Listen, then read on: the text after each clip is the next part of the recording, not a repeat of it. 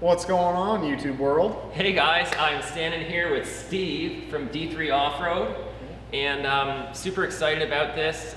Today we're going to be bringing a video to you that basically, from what we've been talking about, is going to be side-by-side Shox 101. Yep. We're going to talk about a lot of the misconceptions, the myths, the facts you need to know about side-by-side suspension, maintenance, tuning, and all that other stuff. I'm not an expert in this, but I'm standing next to one. I know a little bit. But. Steve knows his stuff. He's being modest. He's been in this world for a long time. You can see the Jeeps in the background. He does it all, fabricating, shock rebuilds, chassis work, anything that comes in, right? Yep. Engine swaps. Yep. And that's on full-size rigs, on side-by-sides, and really anything in between, right? Yeah, pretty much a full performance shop.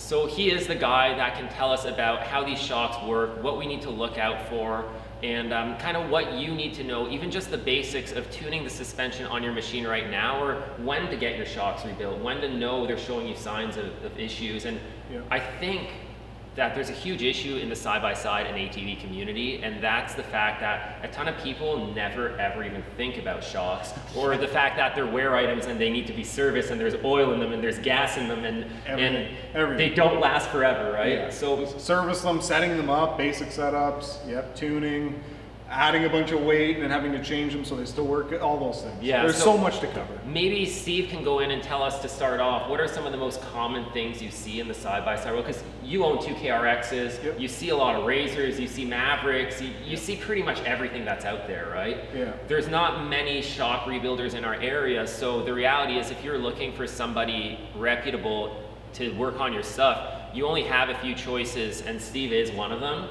Yeah. So what do you see most often? What are the problems you encounter? Why do people call you?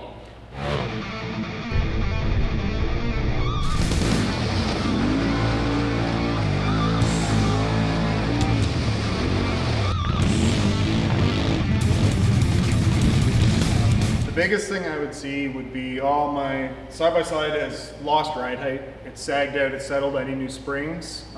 And I would say you need new springs maybe 50% of the time. It's going to vary on, a lot of factors. Do you have a bunch of weight added? We have this one sitting on some scales right now to see how heavy it is over a factory. But if you don't have a lot of added weight and you don't carry a lot of extra gear, more times than not, it's because the shocks need to be serviced and they're low on nitrogen. It's not because your springs have clapped out and you need new springs. But some cases you do. If you have a bunch of weight, you're a bigger guy, you got 2 people in there, big cooler full of drinks, all that stuff, you probably would need more spring. But not everyone does. So that's a super common thing we see is, well, right away I need to buy new springs. And another really big thing is on a lot of the Razors and maybe some of the other models, the factory tender springs aren't really a tender spring. They come fully coil bound and collapsed from the factory, so those machines definitely benefit from a spring kit. But say the Kawasaki, the KRX, it has 2 really good springs from the factory. There's a tender and a main, and they're not collapsed, and you have a dual rate, and it works really well. So you have to know the machine you're talking about when you start to discuss with people what they need and what they don't need. But those would be probably the 2 main things. And then the last thing I'd probably touch on is maintenance. Right. Most people, they own a machine for maybe 5 years and they never do any maintenance on the shocks. They're like, oh, the shock still shocks. I go and I ride and it's not bouncing, it rides, so it's good. Well, okay, if you're happy with that, but you go for a rip in something that's tuned and maintained, it's gonna literally blow your mind.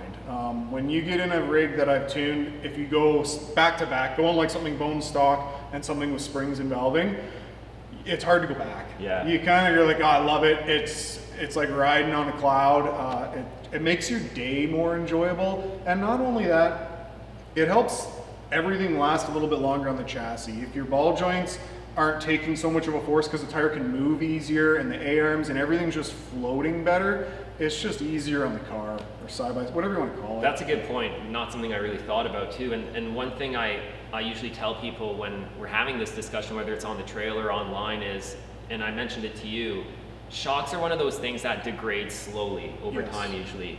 1% a ride. You ride it 50 times this year, you lose, let's say, 50% of your shock performance. And I'm just using these numbers as an example. But you don't really feel it because over the period of months and months and months, you kind of get used to the new norm. It's such a small change. And then you go see someone like you get your shocks rebuilt, you go out for your first ride and you're like, oh my God. Yeah. Like, and all you did was recharge them and put oil in them. Yeah. And you're just What like, was wow. I missing? Like, what was I missing? Yeah. So the reality is, if you're an avid rider, if you would consider yourself someone who rides a lot, multiple weekends throughout the season, yeah, you should probably be cracking into those shocks annually. Yeah, I would say annually at the minimum, and I would also go one step further. One event that recently happened that's really big up here is the Daker event, Yep. which is a long event, Yep. and your shocks get no time to rest. So on an average ride, you probably stop and hang out with your buddies and Yep. shoot the shit, and the shocks cool down. The Yep. shocks create heat. Work creates heat. Touch So- your shocks after a hard ride, Yeah. guys, they will almost burn you. Yeah, so if you did an event like the Daker, they probably reach 200 to 300 degrees.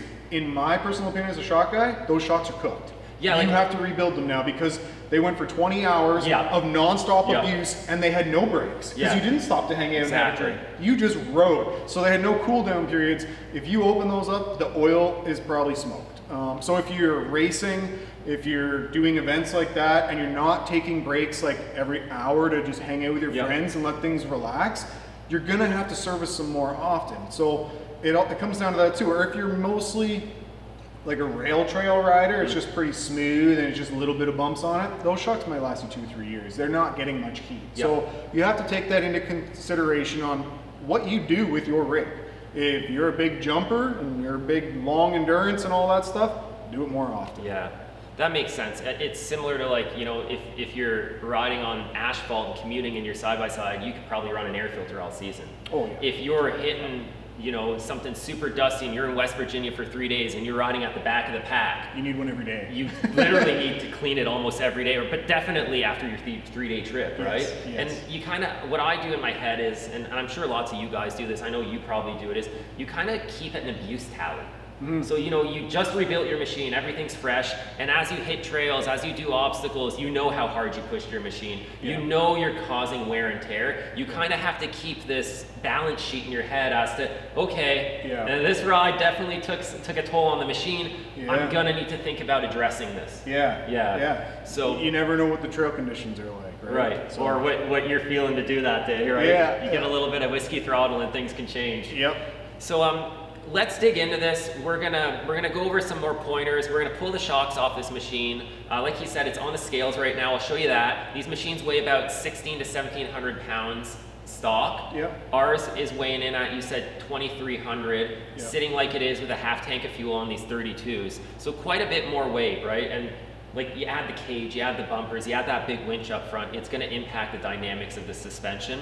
So we'll pull the shocks off, we'll open up one or two, we'll probably open up a front and a rear, kind of show you what these shocks look like inside, and then Steve can also talk about some of the things you need to look out for, how some of these shocks work. I'd like to talk about what clickers do, Yep. preload settings, the difference between a dual rate setup and why it's important to run an upgraded spring, for example. And when when we got these apart, maybe you can mention, you know, a little bit about how these shocks actually work, because Yep. I think to most guys like me, it's like, yes, I know there's a rod that moves in and out. I know there's nitrogen. It's I know magic. there's oil. It's magic Yeah. inside. The So, clicker's magic too. that too. I turned this knob, now it's softer. And I asked Steve off camera earlier, I'm like, is it me, or like I've been in some machines where you click the clicker every which way and you really don't feel any difference. It's common. And so he's going to tell us some stories about that. So it's going to be a bit of a longer video, but the goal here is to give you guys some actual meaningful, real world knowledge on shock tuning and kind of equip you with the information you need to go out and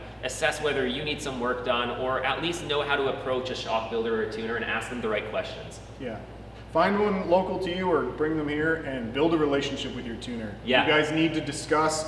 Every driver, every owner wants different things. What I think the car needs might not be what Julian thinks the car needs. So you have to build rapport with each other and communicate and work to give your vehicle and your driver the best possible experience. There's no cookie cutter, you just send it in and everyone gets the same tune. That's not how I run it here. Although I think some places are doing that. Maybe. Yeah. Who knows? We're not going to throw any names or throw anyone under the bus. Yeah, but it could be. It's Yeah. just the way the industry works, it's just like, you know, some people, what's the best tire? Is there a best tire? Yeah, it's all personal opinion. Right. So I like to build a relationship with every person. I build a file on my computer. I know what's in their rig, when I did it, where they ride, and I always stay in touch and get feedback. Do you want changes? Do you want this? So it's good to have that with a tuner.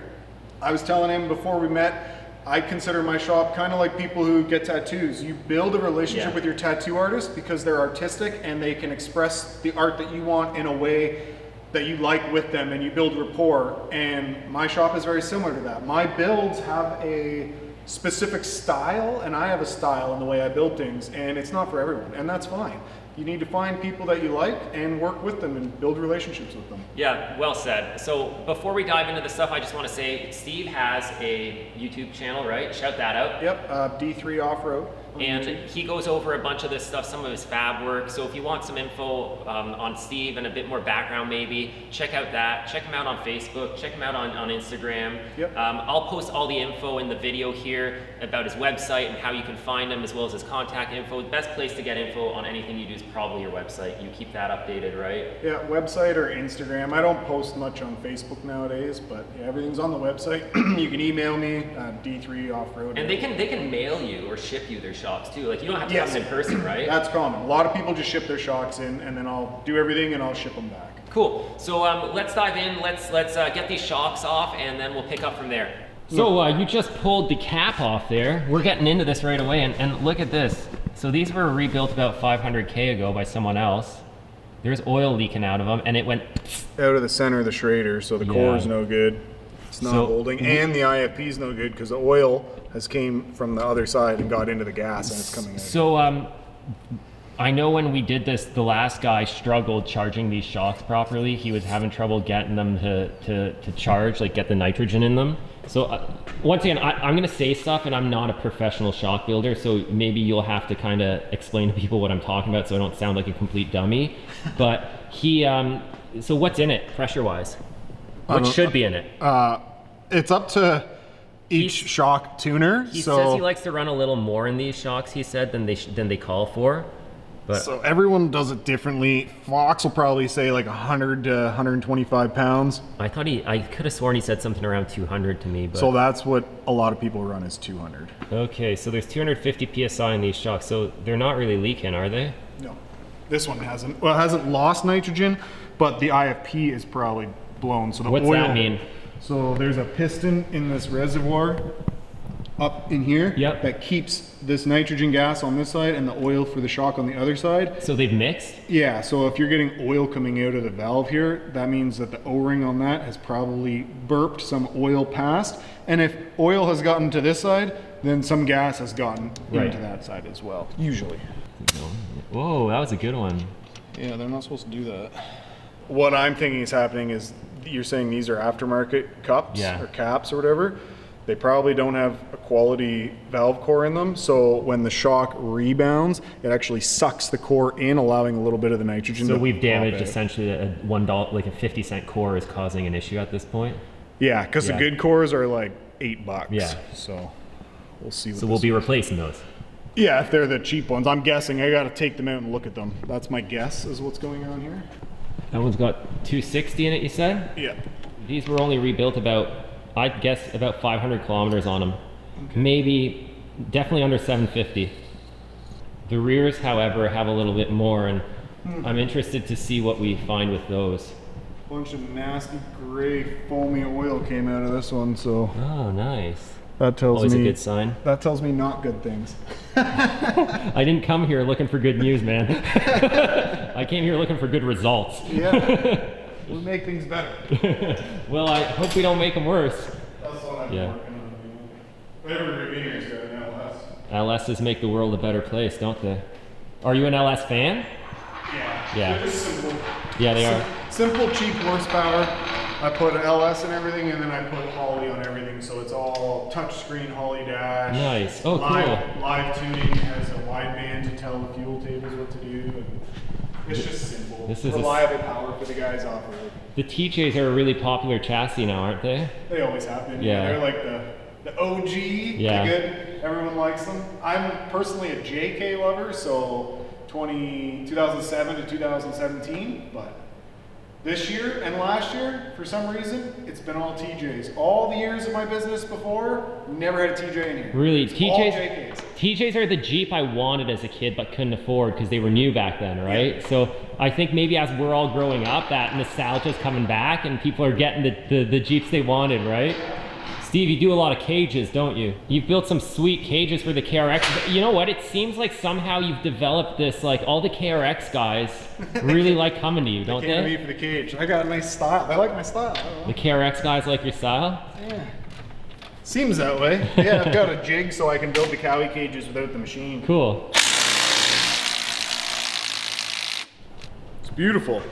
Those are What Volkswagen threads? head bolts. I I like can it. reuse those in the head, right? Yeah, torque them down. All right, man, let's crack into those. Let's see what's inside. Now, would this be considered like an average size shock in today's market or a bigger shock?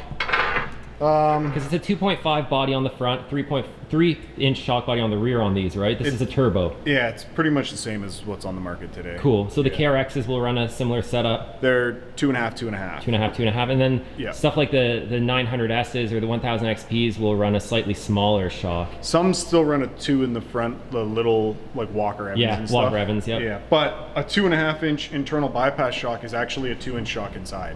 So you're gonna Oh, see okay. there's a tube inside the shock body, and the piston and everything is only a 2-inch, so it actually flows less than a 2.5 non-internal bypass. Gotcha. But it bypasses it around through the outer shell. Now, is there a big difference between something like this Fox damper here and then like a Walker Evans version? Depends. There's so many options from what Walker offers, what Fox offers, what King offers. They all do the same thing. They just have different ways of doing it. So the most common Walkers is a needle style. They call them needle shocks, yeah. Yeah, and they have the bypassing down the center, and as it goes into the needle, it gets into the bump zone, where you have bypass tube around the outside. Once you pass the ports, you're into the bump zone. So they both have a bump zone. They both have a bypass area. There's just two different ways of doing it. Gotcha. And do you have a preference as to what you like to rebuild? The needle style. The Walker Evans are easier? These are a pain to rebuild. Yeah, Cool. to bleed these, to hold the outer tube in place, to move the shock shaft and everything, it's a pain. Performance-wise, is there a big difference? These are more tunable because you can drill different portholes. You can change the fins, the little like feeler gauges, their valves on the ports. You can change the whole tube out. You can do lots of things with them. Where the Walkers, it's just a needle. So it's how many people need to get that crazy with their tune? Racing, 100%. Trail riding on Minden Off-Road Park or something. Not you really. probably wouldn't really notice the Okay, difference. okay. Yep. A lot of pressure, but not much volume. Yeah. So I'm interested to see where they set the IFP as well. That changes the way it feels too. Just to touch on service now, say we're doing our annual service, is seal something that needs to be addressed all the time, or can you get away with doing a recharge and oil and not have to touch the seals? If they're in really good shape when you take it apart, yeah, you could just do the oil and the nitrogen. Right. Depends on the riding. Like I said, if you're riding on like Yep. gravel roads and they're not moving a lot, your seals are probably fine. Cool. If you're a mud bogger and jumping in and doing hard events, you probably need the seals every time. Gotcha. Usually once you take the springs and stuff off, if you look around the outside of the cap, if it's like collecting dust and looks moist and sticking to it, then that O-ring's gone. Same with this, if it's leaking, there'll be dirt and dust Yep. sticking to it. And same with this is called your seal head. If you've got a bunch of dust and grime sitting on this cap, Probably seeping at it's that point. seeping. Yeah, So then okay. you have to do them for sure. Makes sense. Another known location for like seeping and stuff would be your LSC adjuster. This is compression adjuster. This one is just low speed compression. They'll weep around here. There's just an O-ring just like on the bottom here. So if you've got a lot of dirt and grime there. And another interesting fact about these, I posted on one of our YouTube videos, if you can push this in and out, then that tells you your nitrogen is gone, because there's always a head pressure forcing that out against the snap ring. So if this can, like I can probably move it now. Oh Goes yeah, I in. saw you. Yeah, cool. So if you can do that on your machine, you've lost your nitrogen. If you don't have this fancy tool to check your nitrogen, if you can just push that in, there's Something's no wrong. head, there's no Okay. head pressure. Is that something you would only see usually during you'd have a seal failure and that would leak your nitrogen out?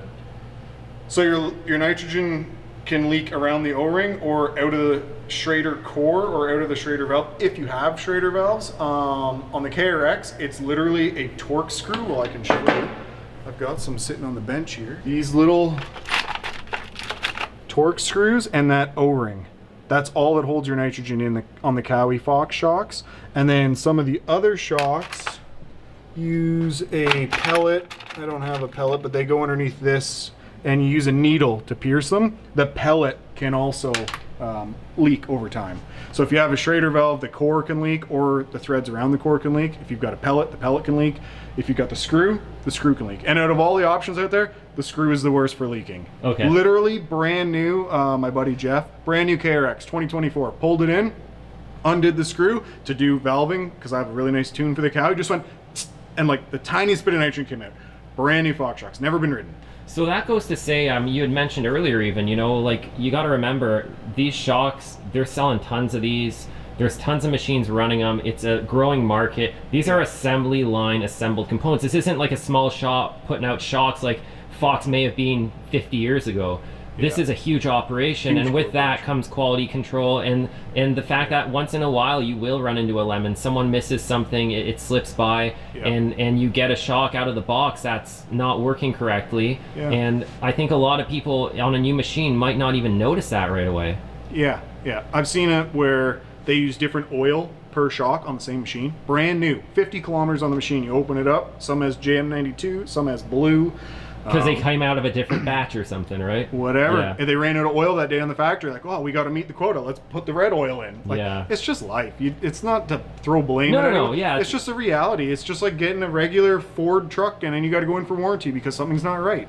That's life. Yeah, and I mean, in the Polaris world, we know all about recall. I have to throw that in there.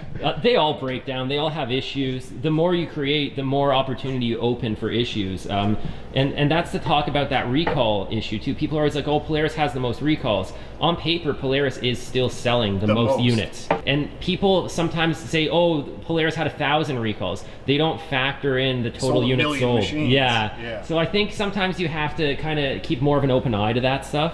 Yeah, you're not tracking all the metrics, and there's a lot of metrics to look at. It's easy to lie using statistics, too, if you pick and choose, right? 100%. So now we're going to pull these springs off, and what I'm going to look at, so it looks like you've already got a spring kit on your machine, Shock Therapy springs. Correct, yep. So I want to see, when I take this spring cup off, I'm going to see how much preload you're actually running on the machine, because you don't measure preload by measuring down to here. You measure preload by taking the free length when there's no weight on the spring and then compressing it down. So I can take a guess right now based on the part numbers. This one should be an 8-inch spring, I'm thinking, when it's out of the machine, and right now it's measuring 6 inches. So that tells me there's 2 inches of preload on that. Now, I could be wrong. We'll pull it off. And then you'll do a measurement of the spring just sitting on the bench compared to this measurement, which will give you your accurate preload setting. Yes. Okay. And this one should be a 10-inch, and I'm going to guess it's at 8. It's at 8.5. Okay. So we'll see if it is a 10 and an 8, and we'll see what they measure out at. Now, talking to various people, I know it's not always easy finding the info. Like, for example, the Shock Therapy, they don't list all their spring rates on their website like some other spring companies do. Yep. So for a guy like you, does that sometimes make it a little more difficult to tune, or have you figured that stuff out? So if the spring rate is not listed on the spring, earlier in the video, we put your vehicle on corner scales. Yep. So I take my corner scale and I put the spring on the scale and I put it in my hydraulic press and I squish that spring 2 inches, and then I divide whatever that number is on the scale by 2 to give me how much weight it takes per inch, because a spring is calculated by inch pounds. So if it's a 300-pound spring, that means every inch requires 300 pounds of force exerted on it to squish it that 1 inch. But I go 2 inches because Hooke's law, at fully extended or fully compressed, a spring is not accurate. So if you only go 1 inch, you could be kind of lying to yourself. So I always go like 2 inches or even 3 and 4 and divide it by 3 and 2 and 1. And it averages it out for you, get a more accurate reading. Yeah, and then you can tell even if the number's not on the spring, because maybe they're old and it's worn off and you don't know, well, maybe your springs are still a good rate for your rig, but we need to know what you're running so I can build my database on the computer. I'll put it on the scale, I'll crush it, I'll measure it.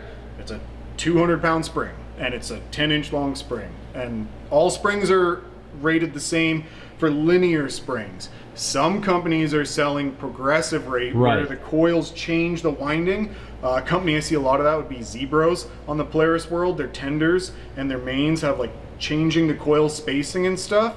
And I personally don't like running those on the side-by-sides. I think they feel better and react better with a linear spring, so I don't spec them out. But if the customer has them, you can't squish them the same and get the same data. You usually have to call them and say, listen, trying to dial this in, what is the spring rate that you put on this car? Right, and a progressive spring is something you'd see a lot more in the automotive world because it gives you that softer ride quality at the beginning of the compression, right? Yeah. And then it can firm up based on that. You can run one spring instead of like a dual rate setup or something, on right? a little car shop. Right, exactly. Yeah, but when you have two big springs, it's easier to set them up with the crossover ring and the regular linear springs and all that. Cool. Good info, man.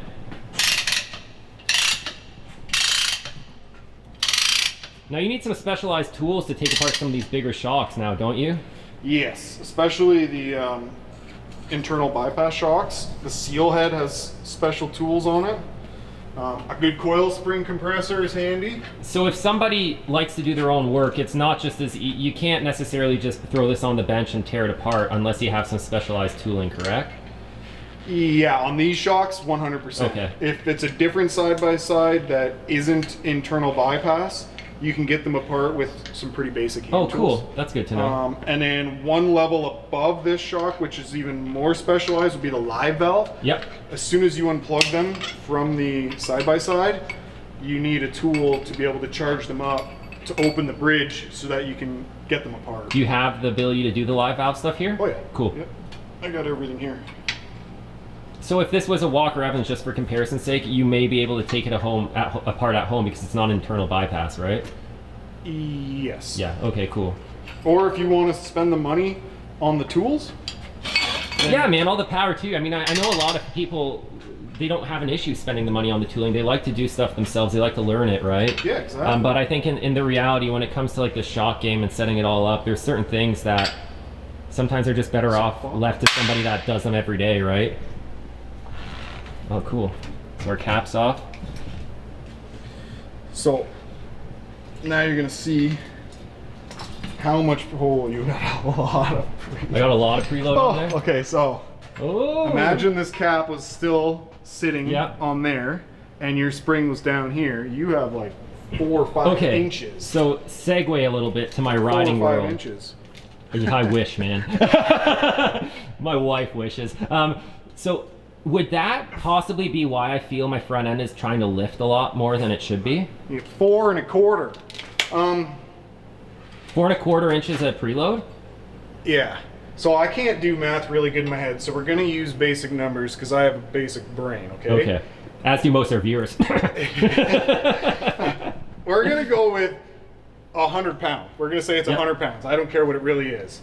If this is a 100-pound spring and you had 4 1/4 inches of preload, we'll say 4 inches. Let's keep this simple for everybody.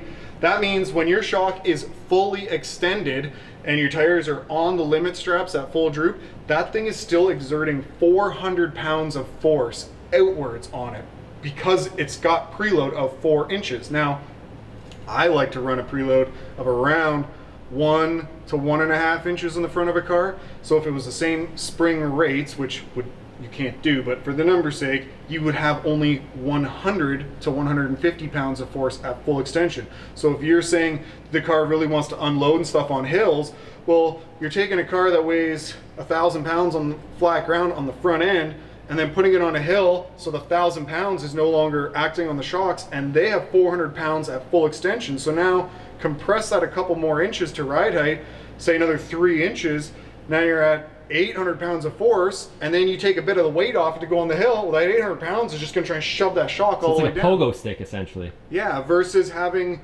a different spring setup with only 1 inch of preload, you're not going to have as much force stored because this just stores energy. So it's I'm thinking it's a 300-pound spring, and then you're gonna have 4 inches of preload on that, so 3 times 4 is 12. That's 1,200 pounds of energy that this thing is storing. So it's part of tuning. Yep. There's a lot of ways to do it, but Now when that's not how I like to do it. when I got these, they came with a little bit of like an instruction sheet on how to set them up, and basically what it explained was a couple basic measurements on where to put your crossover rings. Yes. And then they base preload setting based off ride height, pretty much. Yeah, which I don't agree with. And I had it set up to that, but there's a lot of factors that play into ride height: wheel size, tire size. That's exactly why I don't agree with it. And it's not like a number that applies to everybody. It means nothing. You're better off to go off your axle angle. I don't like to put cars on more than like 13 degrees of angle, and yeah, you can fudge it. You can go 15, you can go 10. Right. I like around 13. So when people say, oh yeah, I followed online, it's big on the Cowies because I'm a Cowie guy. They all say, oh, you need 15 inches of ground clearance to your skid plate. Well, are you measuring to the bottom of like your half-inch trail armor skid or the top? And do you have factory wheels and tires? Well, you'd have aftermarket tires. How much air pressure do you have in them? much Because air- that can add an inch. Is it an 8-inch rim or a 10-inch? Because it'll balloon the Yep. tire more. There's so many variables. So as soon as those arguments start, I just walk away. I can't discuss because you're not open-minded to understand that the proper way that I do it, and another really big company I know of, Schmidty Racing in the States, does it, is shock shaft showing. So I sent you that form, Yep. and I asked you to fill it out. Measure your shock shaft showing. I don't care the distance of this collar to the top of the shock, because it doesn't matter at the end of the day. You need to know how much preload is on the spring, which we just saw, 4 1/4, and you need to know how much shaft is showing with 4 1/4 inches of preload. Now, if you love that amount of shaft showing, and I don't love that amount of preload, Yep. you need stiffer springs. That's the solution. And then when you change out the springs, you also change out the valving. So Now, just since it's coming to my head, like when we're talking about these preloads and all that, does that have anything to do with basic settings on? So depending on how that's set in my head, does it affect like down travel and up travel? Because I also hear this ratio online sometimes when you read like you should have this much down travel or droop, and you should have this much like up travel. What are they talking about when they say that stuff? So when they're talking about that, they're setting, again, how much shaft is showing at ride height. So if you crank the preload down, the shaft is going to come out, you're going to have more ride height, so you're going to have less down travel. But more compression stroke, More right? compression stroke.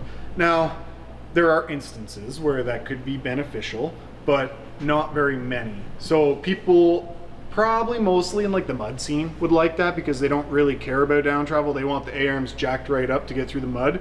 But a lot of guys will see, and it's a misconception in the rock crawling world. They're like, well, if I lift it up, I'll have more ground clearance and I'll rock crawl better. Well, no, because you'll always be hanging tire in the air because the tire has no down travel. And also, by having that much preload jammed into the shock and having so much force, it actually doesn't ever want to compress nicely and rock crawl because there's so much energy to overcome.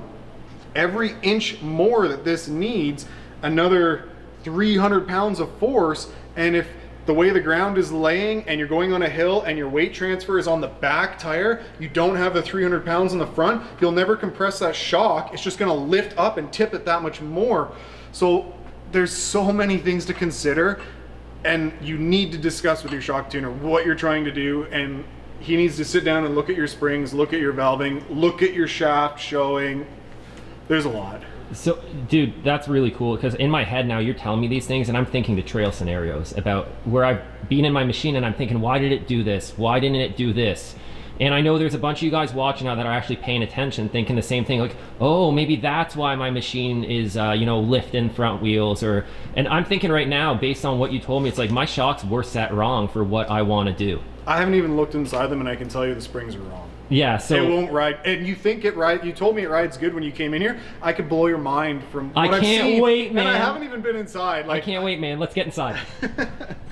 I love your little setup here. Did you build all your own workbenches? I did. I want to redo it. This is like 5 years old, but so before I open them, I always open the LSC, which is the bleed control, so that it has full flow when I take these things apart. It's just a thing that I do. So under this dust cap is your seal head. And So it's- that is just a dust cap. this is just a dust cap. Okay. Oh yeah, cool. Okay. So this is called your seal head, and it's called the seal head because it's the head that holds all your oil seals. Well, doesn't that make sense? Pretty simple. When I had the shocks rebuilt last time, the gentleman mentioned that these seal heads were like really messed up. It looked like someone had like taken a hammer and a chisel to them. And you said that that could be due to shock design or other reasons, right? Two common reasons. One is because of Fox, and one is because of the guy doing the service. So if it's because of Fox, a lot of times they put red Loctite on these, and even heating them up, as you can see, I have two torches here, doesn't get them, and it ruins everything, and you struggle, and it's a pain. The other reason would be that the guy doing the service didn't have the tools to do it. So the wrenches are really expensive. I've got multiple sets. They're $500 each set, so they cost a lot of money to get in there, but you need them. So I know that that wasn't the first time those shocks had been apart. So I'm guessing it could have potentially had to do with tooling. Yeah, or the guy who serviced them put Loctite on them. Could have been as well, yeah. That it was going to come apart. So there's a few ways it could have went, but yeah, that you don't want those to be mangled. No, okay. I'm just going to blow all the dirt out of them. So those are brand new. He replaced those last time he was in there. Okay, perfect. Hopefully So you the didn't fronts will Loctite both them. be brand new. So we're gonna get that seal head off now. Yeah, I just got these wrenches in recent. Oh, that's not even tight. Okay, well, that's nice. Oh, that wasn't even tightened? No. Oh, well maybe he should have used red Loctite. Finger tight's good. Oh man. Wow, this is becoming exciting. Yeah, we like to keep things exciting, right? So now there's a little snap ring. I don't know if you'll be able to see it on the camera, but there's a snap ring in there, so you gotta get a pick and pull the little snappy ring out. Oh, I can see as- it. Yep, same it's as in what's that groove there. Right around Yep, the I outside. see So it. these two rings, you gotta thread the one down to get access to pop the little ring out. Okay. Nice. Piece of cake. And now you pull and hope it all comes apart. Sometimes they're, yeah. Oh, it's coming. That's right, man. Tug on my shaft. Oh, sorry, dude. I got a little excited. Woo! I got to put a few inappropriate jokes in here. Well, she's nothing but foam in there. She's so- foamy? Oh, yeah. So that means there's nitrogen in the oil. Yeah, probably. The oil looks quite clean. It's the wrong oil. Is it? That's awesome. I don't know what that oil is, but King oil comes clear like that. Yep. Fox always uses blue or JM92, which is red. So, okay, once again, we mentioned earlier in the video, this video has nothing to do with down-talking anyone else in the industry or downplaying, but let's just attack this situation. Do you see shocks that have been gone into, and obviously the person that went in there and charged somebody didn't know what they were doing? All the time.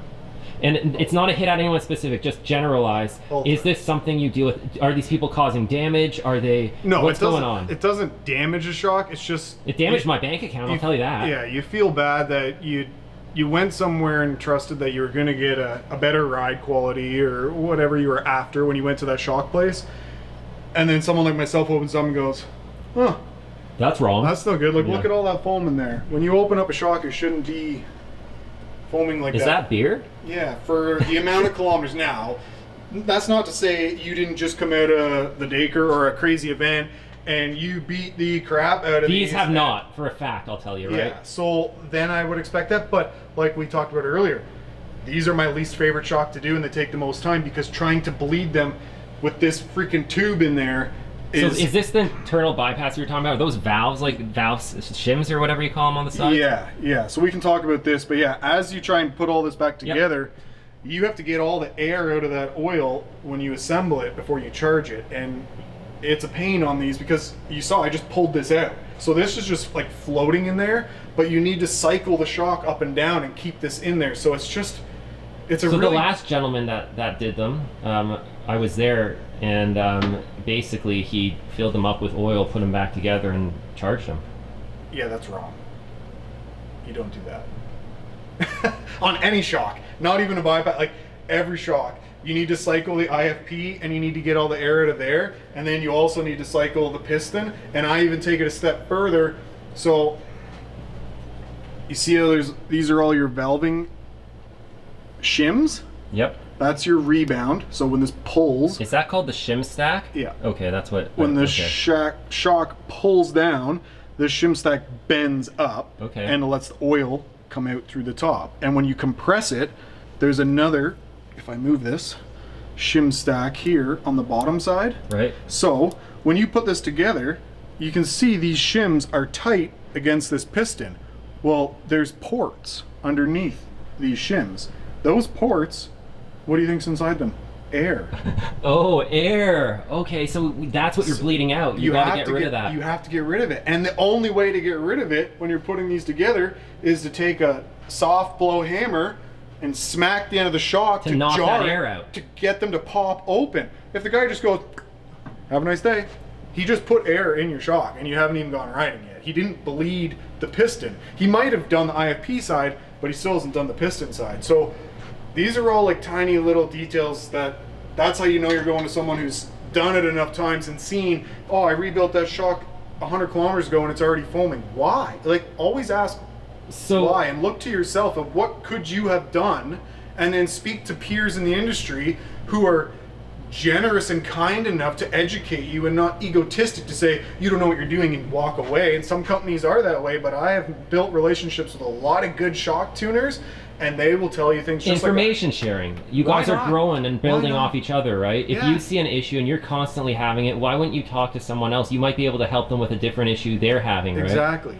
And keep in mind, guys, when we're doing this, I am playing devil's advocate a bit here. I'm asking those questions people are thinking. And I would also say that what you're doing right now and us being in here discussing this is a huge reason why people don't want to let anyone into their shop to see what they're doing, let alone hold a camera in front of them. Yeah. So I would say that you having the confidence to come on camera and talk about this stuff and being open enough to saying, like, dude, you're always learning. I am. You're not perfect. No. But I think it does show a bit of the confidence there, because, you know, if someone comes onto this video later and says, hey, Steve, like, you know, maybe you should try doing this. It's worked for me. You're not Thank going to you. be like, screw Thank you, you. No, thank dumbass. You're going to be like, oh, Yeah. okay, cool. Why didn't I think of that? I'm here for a short time. We all are. If you can help me do this better, by all means, man, help me. You don't need to be egotistical about it. Constructive criticism is good, Yep. and I love to learn, and maybe some of you will help me learn more, but I can tell you what I know to date. And I'm hoping all of us, myself included, will learn something from this video and at least give you the information to, you know, when you walk into a shock builder or a tuner, you can actually ask some more specific questions and give them the information you need to attain the results you're after, right? That's Yeah. the goal here, to equip you guys with some information so that when you walk into these guys' places, it's not as alien as it sounds right now. Yeah, if you know nothing about it, now you're gonna know, oh, my seal head's leaking. Yeah, because there was Caught up on some some dirt terms. around it or something. Yeah. Yeah. Yeah. Cool. Yeah. Awesome. I'm slowing you down, but I think I think a lot of people are gonna benefit from this. We're gonna open the reservoir next before we drain the oil. So it is the exact same process. There's a little snappy ring in there, so you just gotta get your pick and pull the snap ring out. Of course, the other one came out easy. Yeah, you made that one look easy. Oh, this one's coming too. Perfect. And then that cap should pop out. That cap should pop out. Actually, it's not gonna pop out with the valve core still in because it's gonna create a vacuum. Well, come on, dude. Is it your first time? It is. Is it Monday? I can't remember. I So, don't keep track of the days. I'm of the gonna week. look at what color this valve core is. That's garbage. So that's like an automotive valve core. See how it's red? Yep. Yeah, automotive, and there's gonna be very little, it's still got some spring, but very little spring to keep it closed. So that's So no you should good. be running. There's a better quality replacement valve core we can run for that, right? Yes. Is it a different color? Yes, and it's got Ooh, different those are fancy. They're anodized. different temperature ratings. So these ones are the Buna. You can also get Viton. So there's a couple generic terms if you're talking to shock people: Viton seals and Buna seals. Where we live, Ontario, it gets cold. I don't put Viton seals on guys' shocks. A lot of companies, if you get them done in the States, they don't have the winter like we do, and they only do Viton. Doesn't matter the branding. So then when you get your shock back from them, up here where we live, you could get weeping and leaking out of the seals on the seal head specifically. So if you're a hardcore racer and you keep it in a heated building and you go out and send it, Viton all the way. But trail riding and stuff in Ontario, I like to run the Buna stuff. It's a softer diameter rubber and it takes the cold better and it works better for us. Cool. That's really good info because you hear a lot about the Viton seals, and I mean Viton seals have revolutionized the seal industry in a lot of applications. They have their place. like yeah. So but if we park in an unheated garage for 4 or 5 months of the winter and we like to use that machine, we should go with the, what was the Buna? Buna seals. Is that a material? Yeah, it's just instead of Viton rubber, it's Buna rubber. Okay, cool. NHBR or something. My peanut brain can't You remember. guys can all of Google it. that if you want more info. Google the seal type. Yeah, if you want more info, Google it. I could go look it up before you leave, but No, we'll let you do your own homework, guys. oh god, Nice. Now what's in here?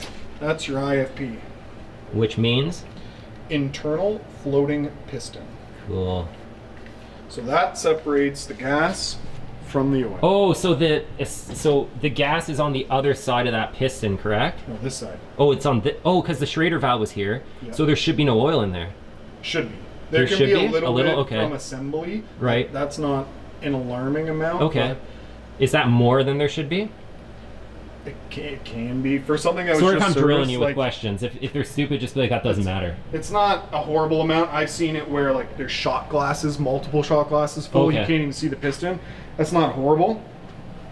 But yeah, you want the nitrogen on this side and the oil on the other side. So there's just an aluminum cap with a seal that's separating them?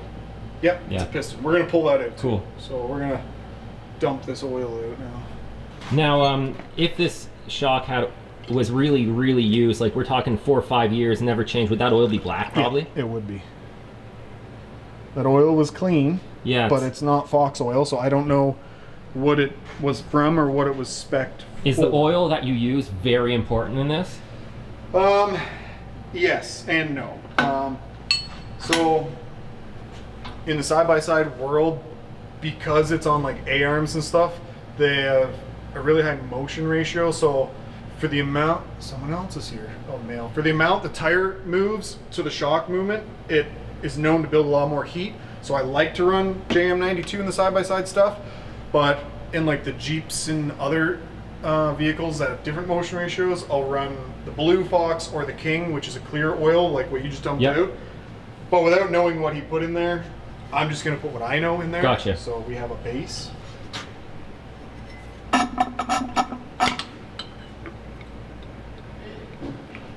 Hello. Thank you. More Little foam. piston. More foamies? Oh yeah, that's really foamy in there. Almost looks like a gel. This just separates the oil on one side to the gas on the Oh, top so there's side. a really wide seal on there, and then that little O-ring. Yeah, so this is a wear band for it rocking, and then that's your seal. Oh, cool. So, Are both those service items that you would replace? yep, they're both wearable items. So even this piston can be replaced. We're gonna look and see. Sometimes I can polish them out on the lathe, sometimes they're just ruined. Imagine this is 2 buckets of water, or 2 things full of oil, and this is sitting right here. And the oil is touching it here, and the oil is full on the top here. And there's seals, like the seal heads here. If I put something down inside those seals, it wouldn't be able to compress unless this moved up. Right. So that's how this works.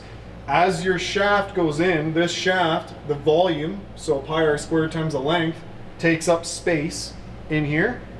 That oil, the amount of that volume has to go into here. So this has to move that amount. And So that's compressing against that nitrogen charge, right? Yes. So this is an internal floating piston, and it's doing this as fast as that shock is going in and out. Cool. They're moving with each other. So if you lose nitrogen, you lose that head pressure, so you have no way to push the oil back into the shock body when the shock extends. It'll create a vacuum and it'll suck the oil, and when oil is under vacuum, it rips the molecules apart and it foams the shock. And that's why you have nitrogen pressure, to keep the pressure on the oil so it won't foam. In the shock world, it's called cavitation. When oil cavitates, it's foamed. It's all the molecules that ripped apart. Once they rip apart and it's foamy, now you're trying to dampen air. It's not a viscosity that's thick and oily, it's air and foamy, and the shock will just fly in and out at whatever rate of speed it needs to, and it'll ride like crap. That's a really good explanation. Thanks, man. That makes sense. I never understood the floating piston thing. You're welcome. But that makes complete sense now that I look at it. I just You got something in your arm, I in just your jabbed hand? a piece of steel in my finger. Now, if you're not servicing your shocks as frequently as you could, will that lead to more costly repairs down the line? Like, will things wear out, or are you just going to lose shock performance and it's not really going to affect anything else? It depends on how bad it is. So like if you're not keeping up with like your shock shaft getting pits from rocks Right. and roost and rust and wear bands and stuff, like clearly this has just been rebuilt. Everything looks in good shape. This band is a wearable band on the piston. Once like the Teflon coating is gone and it's all like shiny brass underneath, then you know it's smoked. These plastic pieces can break, so like you have to just kind of use discernment when you're inside the shock. So you never know. It's one of those, like, no two situations are the same because no two machines get used the same way. And Exactly. yeah, okay, I got you. It's always changing. You open it up and you don't really know what you're going to find until it's open. Yeah, and you don't know who's been inside, who's changed what. Like, I don't know if those are factory shim They're not. stacks or if they've been changed. They've been changed. I don't know anything about them, though. Interesting. And then these can also be changed. So if we want to talk about Those this have for a not bit, been changed. we can talk about this. So what is this you're holding here? So this is the internal bypass tube. So this piston and everything goes down the center of this, and there's 3 holes at the bottom. So this is upside down. It goes in like this. 3 holes at the bottom, which is where the seal head is, and then there's 3 ports, and these bend and they open It's up. like a reed valve, kind of. It is, and there's holes in behind them, and as your shock goes in, these bend and open and allow the oil to come out those holes and bypass around this shim stack until it gets all the way up to this last hole, and then this little bit here is called your bump zone, Right. and then it's strictly riding on that piston. So you can drill these out, you can weld them up and plug them, you could get a whole new tube made and move them to different spots. So that's why you said there's a lot more tunability in a setup like this. You can really get fancy with this. Infinite. Okay, You can do cool. all your valving on that, and you can do all your changes on this with shims or holes or amount or locations, and then you can also do tuning on the base valve. You can even upgrade these to some shocks on some guys' side-by-sides. They have a brass screw in the middle and a Yep. hex around, so that's a DSC. It's got low speed and high speed. I can pop this out and put a DSC in here, so they need to have internal bypass dual speed compression. This is only low speed compression. So it goes on and on and on. You can have so much. But once again, that's getting into the, like, you know, if you're a trail rider, you might not need all this. If you're racing and you're short course and you need to dial in to shave Yeah. a second off, Yeah. that's when you're really getting involved in this stuff, right? This is above what most people would probably require or ever even notice. Yeah, and they wouldn't even know what to turn to Right. make the changes that they want. So I mean, if you're pro or semi-pro racer, you'd probably have a guy like you on the team, Yep. and your job would be to just focus on these shock settings based on what the driver is telling you. Yeah, he comes in and says, "Oh, when I hit the braking bumps in the corner, the back's bucking and kicking." And you know what that means. Yeah. Yeah, okay. So off your first assessment here, we don't see any critical damage. We see any issues here. Mostly, what would be causing that foaming? Is that what you have to figure out now? Or was it a lack of a bleed? I'm thinking it's a lack of a bleed. I think it was just put together, wasn't bled well, and sent out the door, or it could be the wrong oil.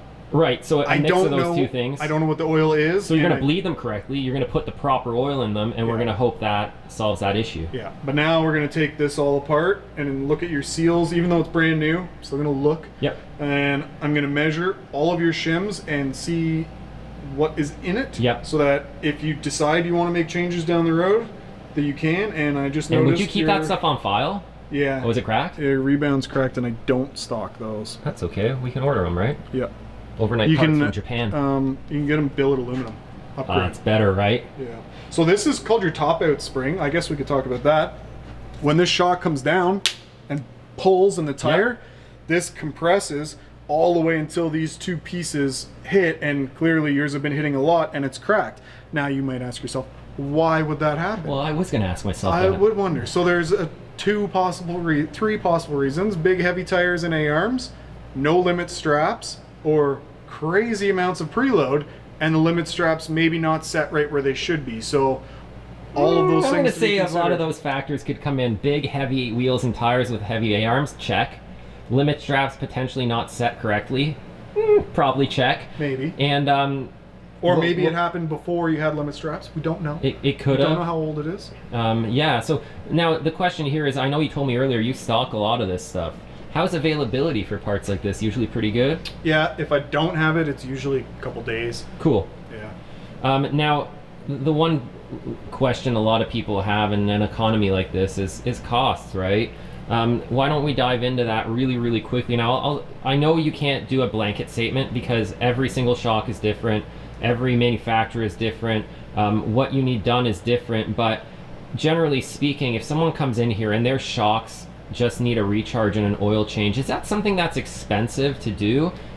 It starts at around 180 and go up to 400. Based on your what you need. shock. Cool. Yeah. So the best way to figure out a cost is probably just to pick up the phone and call you or send you an email, right? Bring the shocks in and look, because a lot of guys will say, "Oh, my shocks are good. They just need oil and a charge." And then I no go, one knows, "Well, yeah. your shaft's all pitted, and I won't service your shock if I see it needs that." And you're like, "Oh, it doesn't need that. Just put the oil in it." No, go somewhere else. If I'm doing it, I'm doing it all. Right. And I'm doing it right. And if you can't afford it at the time, come back in a month. It's already blown. What's the big Yeah, deal? exactly. You Keep can't- driving it until you Cool. can afford it. That's my outlook on it. I want it done right. So Makes sense. If it's a little tiny Walker Evans, they start at like 180. That's your oil, your seals, your nitrogen. If it's a big Radflow triple bypass external whatever, you can get up to like $300-400. Right, but I mean, when you factor in the cost of a shock setup like that, it's exponentially more than that Walker Evans shock anyways. And I mean, Yeah. when you look at these, we were talking about this earlier, you're looking over here, let's say you got 50 grand Canadian or like 35 grand US into a build like that. I look over at some of those LS swab Jeeps, I mean, you're looking at triple the input, if not more at times. Depending on how fancy the package is, yeah. So you have to take that, you know, you have to be realistic with those comparisons, right? So this $200 to service my shock is really the equivalent of $400 to service the shock on a machine worth 2 or 3 times as much. Yeah, it comes down to how much oil's going in, Yeah. how expensive the seal kits Time. are. Yeah, time. What parts, if it needs these little intricate things. Some of them, you open them up, good. Put it Yeah, back together. cool. I just don't stock everything because it's Too not much to often those are stock, yeah. broken. So now you're taking everything apart, and that's the shim stack you're separating there. Yep. So this is your rebound stack.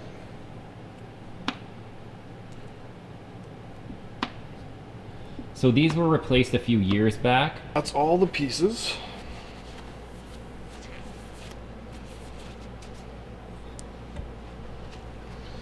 So now I just take the time to look over the shaft, make sure there's no dings, nicks, because like you get roost and rocks and Especially on the rears, probably, right? yeah, for sure. If you're always leading, it's not so bad, but anything can happen. So you just take a minute, make sure everything looks good to go. If they're really wore out, I'll put them on the lathe and I'll polish them with a metal polish and shine them up before you cool. put them back together. And then I move on to the seal head, which is clearly brand new, Yep. which is nice. So we don't need to worry about that. So on your seal head, you've got a DU bushing, which is this pressed in bushing and has a Teflon coating, just like on the piston, there's a Teflon coating. And the job of that is for rocking to keep the shaft true as it goes in and out. So if it wears out, you'd see it, or if your shaft got bent from a collision or something, it'll carve as it goes in and out, so you'll see that this is all worn, and this is all replaceable. You can do the whole unit or swap out each piece. There's oil seal, the DU bushing, and then this is the wiper seal, so this just scrapes off any dirt and grime as the shaft is going in, and then the oil seal's up in behind that. So in a race setting, guys that are racing, they're probably pulling shocks and pretty much servicing and inspecting in between every event they do. If it's a big event, you'll do it before and after. If it's just not a super big event like King of the Hammers, they'll do everything before the race and then they'll do everything after. Yeah. So then the next like 2 or 3 smaller races, they're good to go. Yeah. Because like I was saying, the heat of an event that's that long and that abusive, it doesn't matter how good you bleed it. The oil got so hot for so long, you dump it out, it's going to be all black. Yeah. And this wear band will have corroded away some and all that stuff. So. But yeah, if you're just a rail trail cruiser having time with your friends, it's not as bad. There's also an O-ring underneath here that is known to tear on these shocks, and this one looks like it's in good shape. Now, not the last guy that took them apart, but the gentleman that did them before. And these shocks have been around because, to be quite honest with you, as a consumer, it's tough sometimes when you're not sure of where to go on who you can and cannot trust, and they tell you they have experience with something, and then somehow you find out the difficult way that maybe they didn't. But I was told that every single seal on this setup was replaced with OEM Fox seals.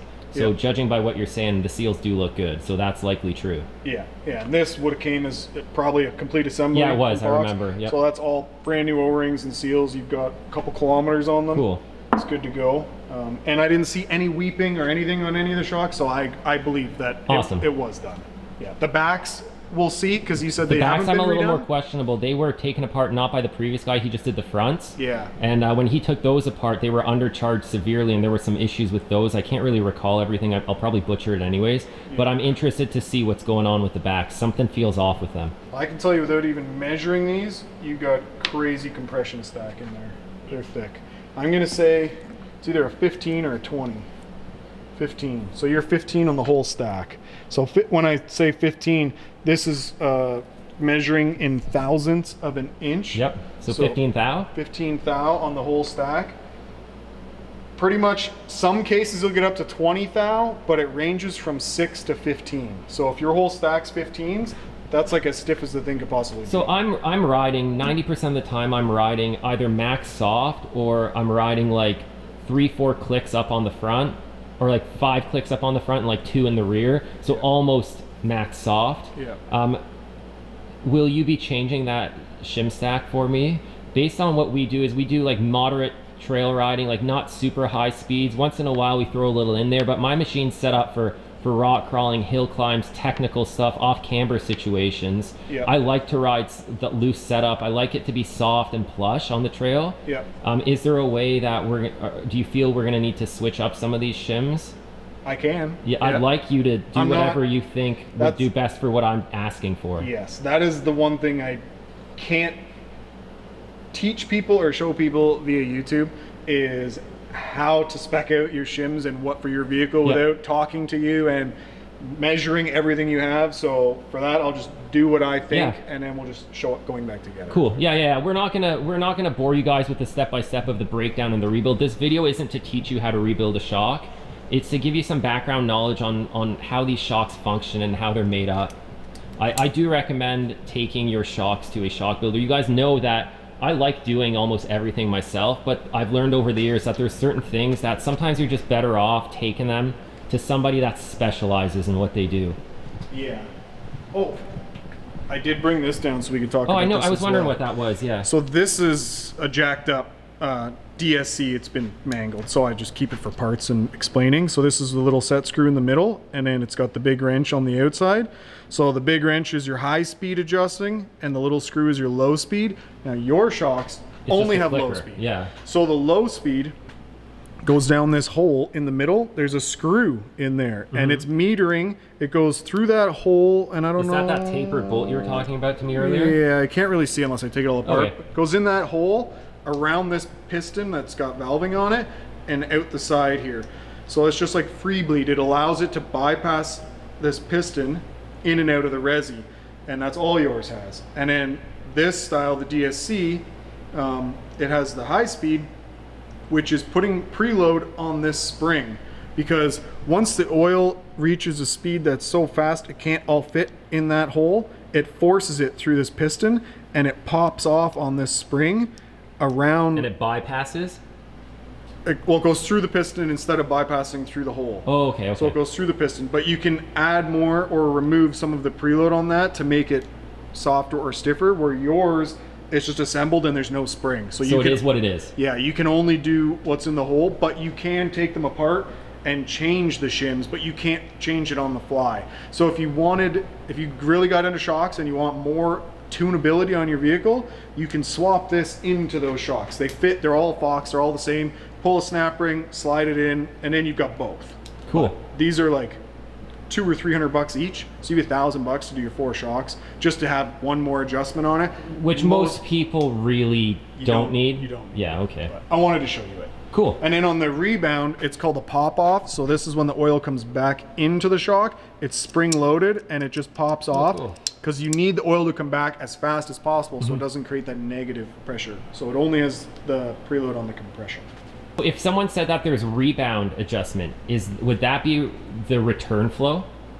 Yeah, rebound is the shock coming out, but on all these machines that it's usually a screw on the lower foot Yeah. of the shock. It's actually, it affects rebound and compression, and it's just opening up a similar hole like this in the top of the shock shaft, and you have the piston and the valving.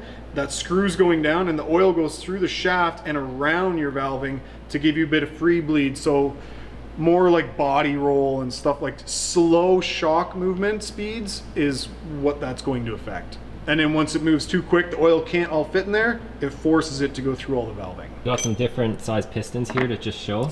Yeah, so these are, I think that's a Fox, that's a King. So it's a different type of shock, but And that impacts the flow of the oil through the shock. the size of the ports, if you compare that one rectangular port there is your compression port, these two are the compression ports, and that's a 2.5 inch shock. And yours is a 2.5 inch shock, but look, because it's a bypass, it's a 2 inch piston. Oh, okay. So it looks big on the outside, but when you get inside, it's actually not a 2.5 inch body inside.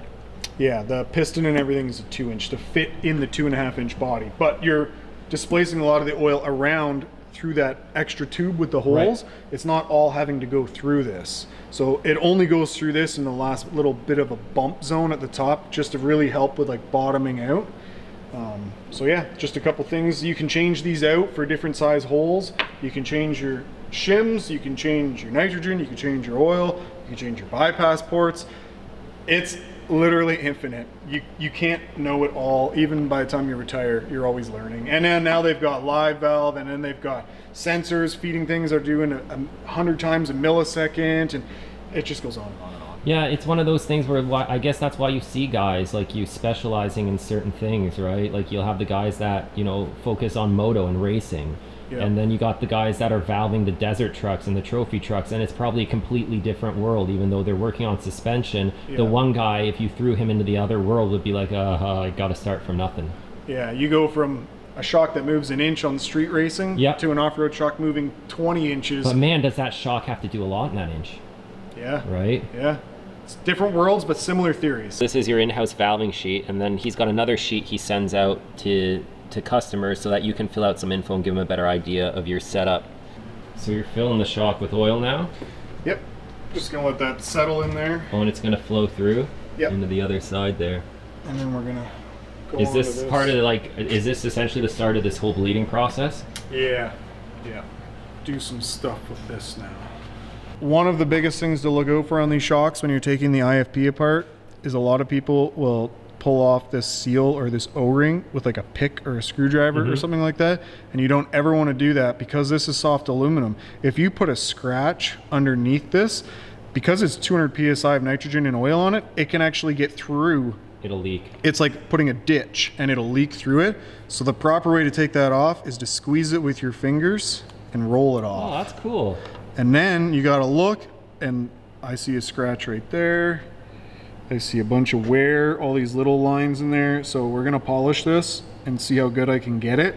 And if I think it's good enough, we'll run it again. If not, we'll get a new one. We'll replace it. Cool. So the scratch you're seeing, could that potentially be from someone picking it out? 100%. Yeah. Yeah. We're upstairs now. This shop is awesome, guys. I want to put that in there. You wanna know how I learned that? By using a pick and going through a lot of shocks. What am I doing wrong? I mean, this is how we learn the hard way, right? Then I reach out to people way smarter than I am, and they're like, dude, just use your fingers, pop that baby off, polish her up, chef's kiss. Just goes back to what you were saying earlier about sharing info, right? That's right. I'm helping you guys. Don't use a pick on these. They're too soft. Got a TJ here with an LS swap going on. Everything here gets LS swaps. There's the battle wagon there. Are you gonna put an LS in my machine for when I pick it up? Yeah, twin turbo. Twin turbo LS, oh yeah. Have you seen those LS conversion kits you can get for the racers? No. Yeah, you can get they make I can't remember the company, but they make an LS conversion and you just extend the frame in the rear and you can fit an LS in it.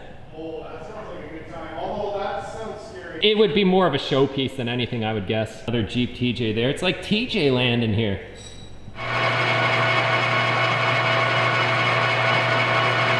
It's like a mother's aluminum polish. Oh yeah, okay. This is honestly one of the most important steps to make sure that that doesn't leak. And I went through a lot of shocks and they're like, Hi, it's brand new. What's going on? It's a human hair under that O-ring is like 8 thou or something like that. It'll leak. It's crazy. Polishing doesn't always work, does it, Steve? It actually probably showed us more of the damage. Yeah, so if We can see it on camera here, so you can explain, what is that hitting, or what is that? Is that just seal wear? That's from the seal, because the piston moves up and down in the shock, so the seal's also shifting up and down on the piston. Ooh, what's this pretty one right here, though? That's your new one. That's my upgrade. That is. So that's hard anodized. That's got a Vicon seal in it. Yep. And then we'll put a new Teflon seal on the bottom, right? Yeah, new wear band. So the wear band. So when you see something like that, so Steve gave me an option. You said there wasn't a cheaper alternative to buying this $60 to $80 replacement piston, right? Yep.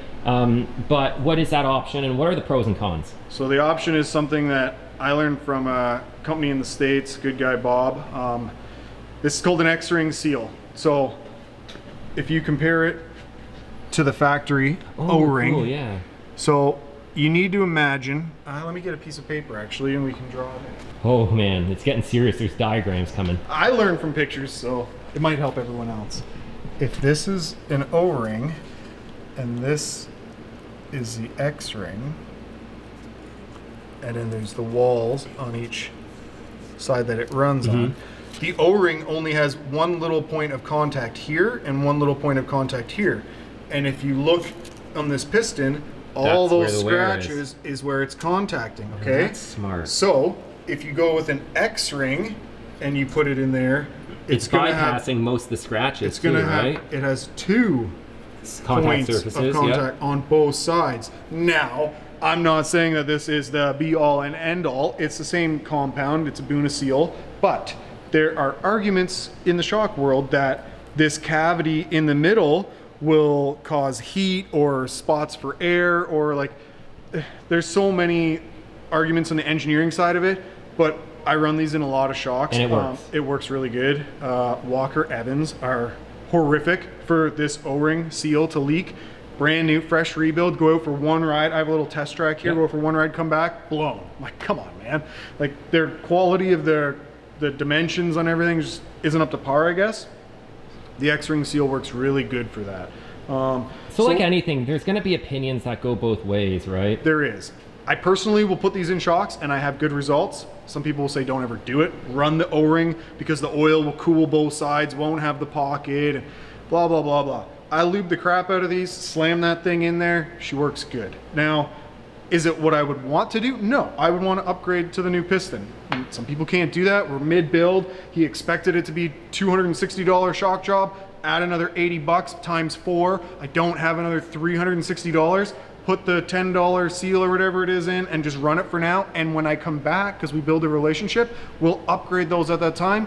Me and the customer both know I did what I could, so you have a good ride for the next 6 months or 8 months. In the future, there's a note on his file. Come back in, we're putting good stuff in it. Cool. Try to be open and honest and show the guys pictures. I send them photos. Look, it's all jacked up. It's no good. Do you want to run this? Do you want to upgrade?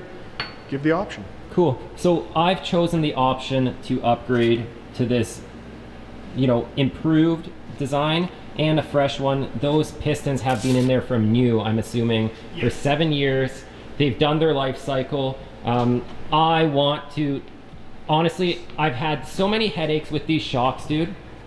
I want to finally get these things dialed in and tuned and forgotten about for a while, where all I have to do is drop them off here once a season and say, dude, inspect them, recharge them, change the oil in them, let's get them back. Yep. And at that point, it's like when I came in here, I told Steve, I want you to build these shocks like you were building a shock for yourself, for what I've explained that I do. And if it costs me an extra $200 or $300, I've come in here with that in mind already, that I don't know what I'm gonna find. Now, we're gonna have to spend a few more dollars because those other rings were cracked as well. So you're gonna order, instead of plastic, you're gonna order me those, what were those called? The billet aluminum. The billet aluminum rings for the... It'll come like this, like billet aluminum. But what were those for? The...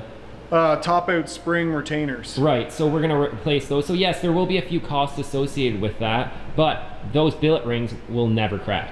Correct. Right, so it's a lifetime component essentially. Yeah. And we think they cracked from crazy preload, and after measuring all your shims, you've got a really light rebound stack.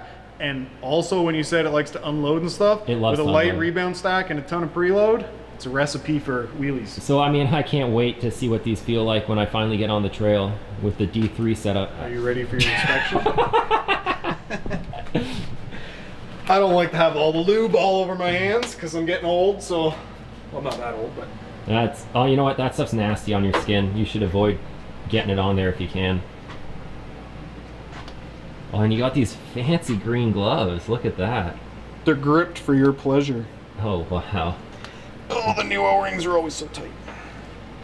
Get a pick, man. No. Did I not teach you anything yet, apprentice? Oh, you don't want me as your apprentice, that's for sure. Is that a special type of grease you're using? Yeah, it's specific for Shox. Specific.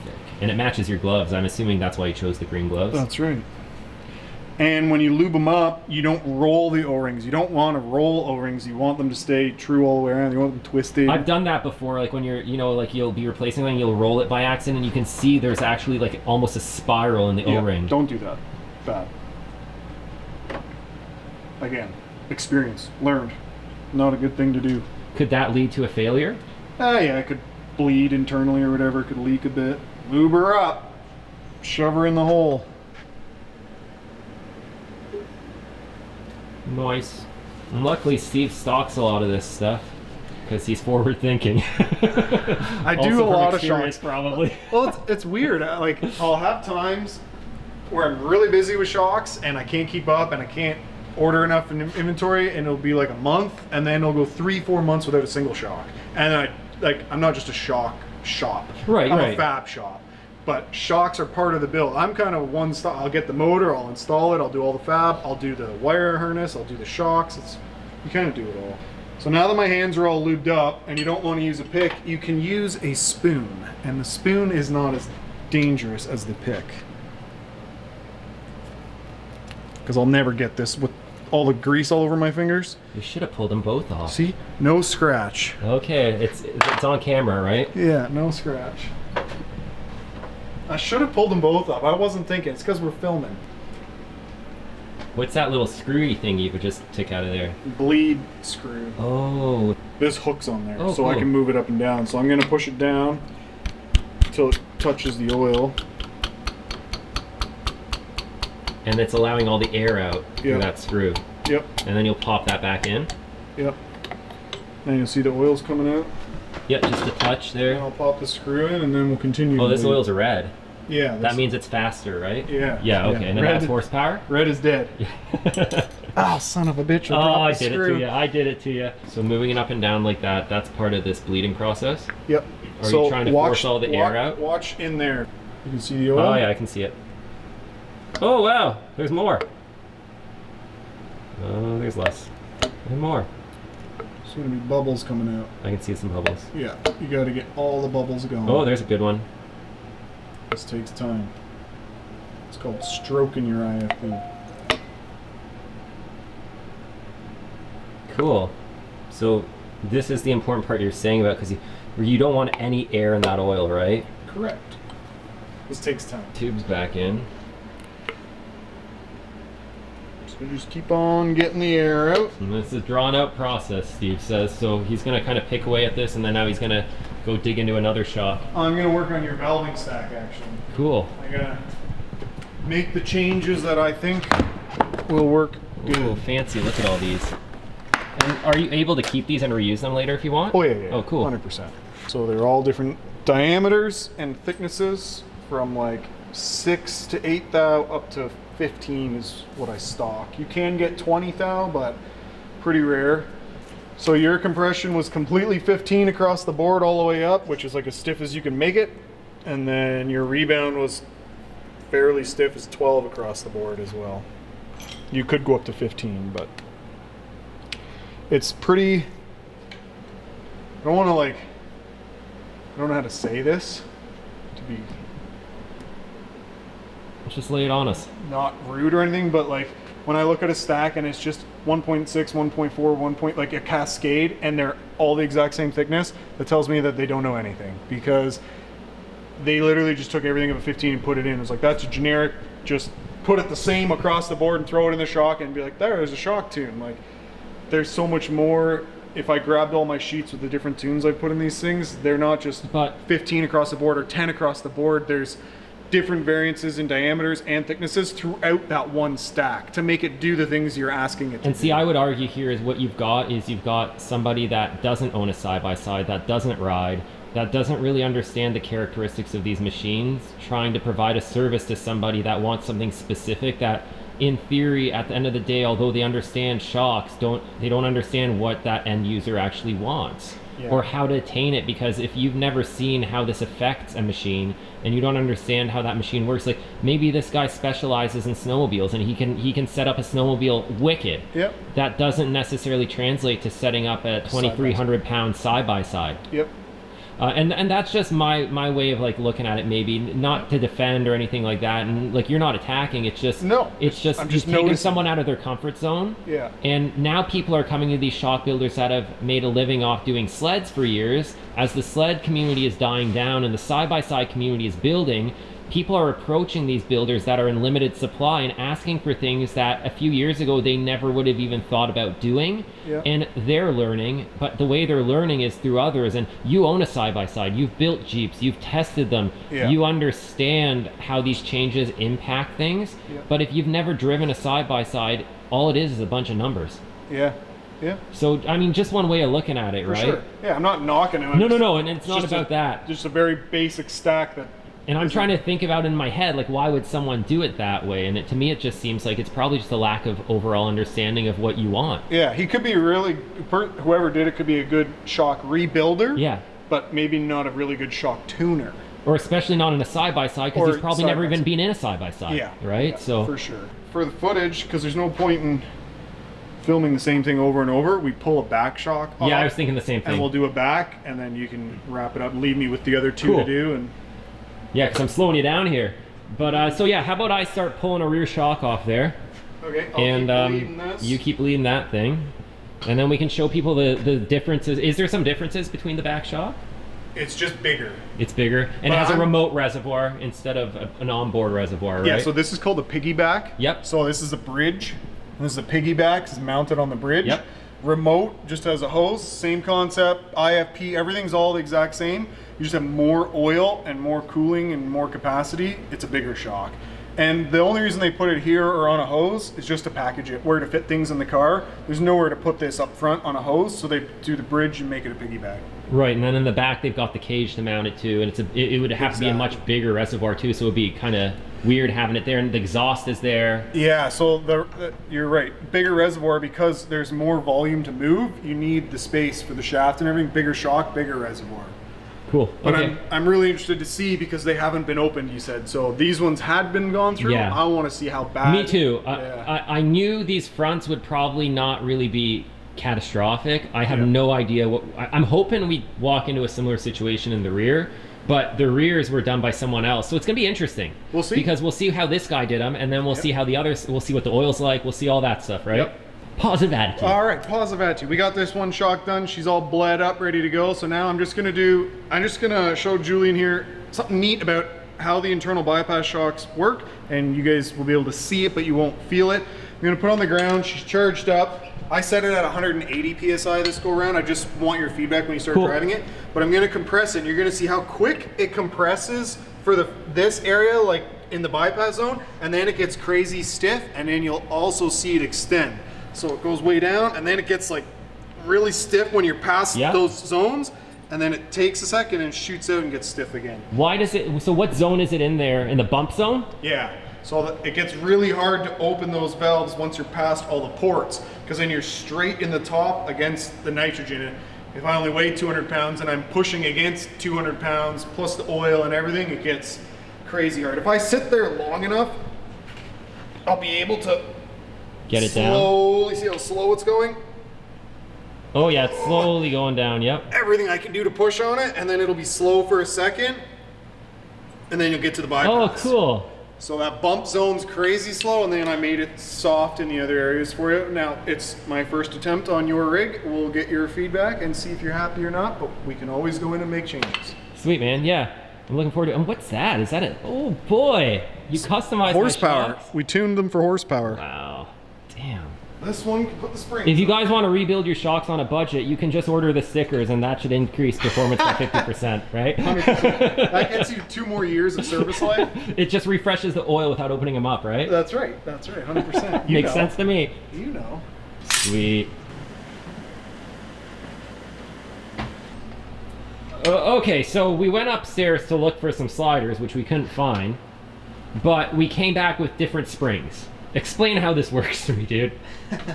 So I have some springs from always changing people's setups in stock here.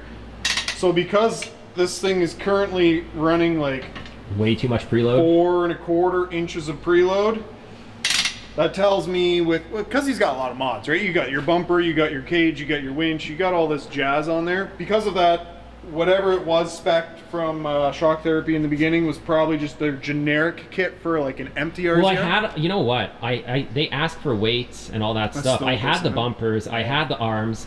I sent them like the mods I have on it, and my I don't understand how this works, but they ask you a ton of questions on their website. But then I've also heard people say that they've ordered a set and their buddy ordered a set and their machines are spec'd out different, but they got the same part number springs. I've seen that because I've seen lots of their spring kits, so I do see that. So I don't know how that works. Me either. Yeah. It is what it is with them. So we're gonna try and But is that's not a Shock Therapy spring you're putting on there as the helpers, the tender spring? No, this is an iBox. So this is actually one that I ran on my Cowie because I put. Ew, gross. I know, man. Cowie parts on a Polaris. I think I ran 4 sets of springs on the Cowie, and I revalved my Shox 16 times To figure in a out. year and a half to get it the way I liked it.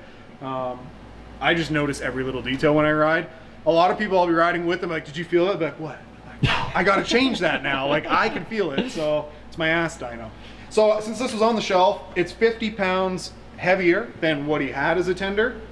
So I'm thinking overall, his combined rate is going to go up 16 pounds from 120 to 136. We're probably going to be able to pull about a 1/4 inch of preload out of it, maybe a half, not what I want. I think we're going to run like 350 on the main and like 300 up top once we get it all sorted. But I just want to put it back together, and I'm going to do more measuring. And with the new, we know the shocks are rebuilt right, they're bled right, the nitrogen is where I want it. That's also going to change how it sits and rides. So I'm going to get all that done, and then we're gonna tackle the springs later, but we had this, so we're just gonna start with that. Yeah, so what we'll do is we'll put the shocks together like Steve said, and then I'm gonna come back here after a few rides. I got a few trips planned, so I'll get some good time in the machine. And then what we're gonna do is we're gonna hit it again with some different springs. We're gonna run an iBox setup, and we're gonna tweak the spring rates a bit, specifically to the weight of the vehicle and how I wanna ride it.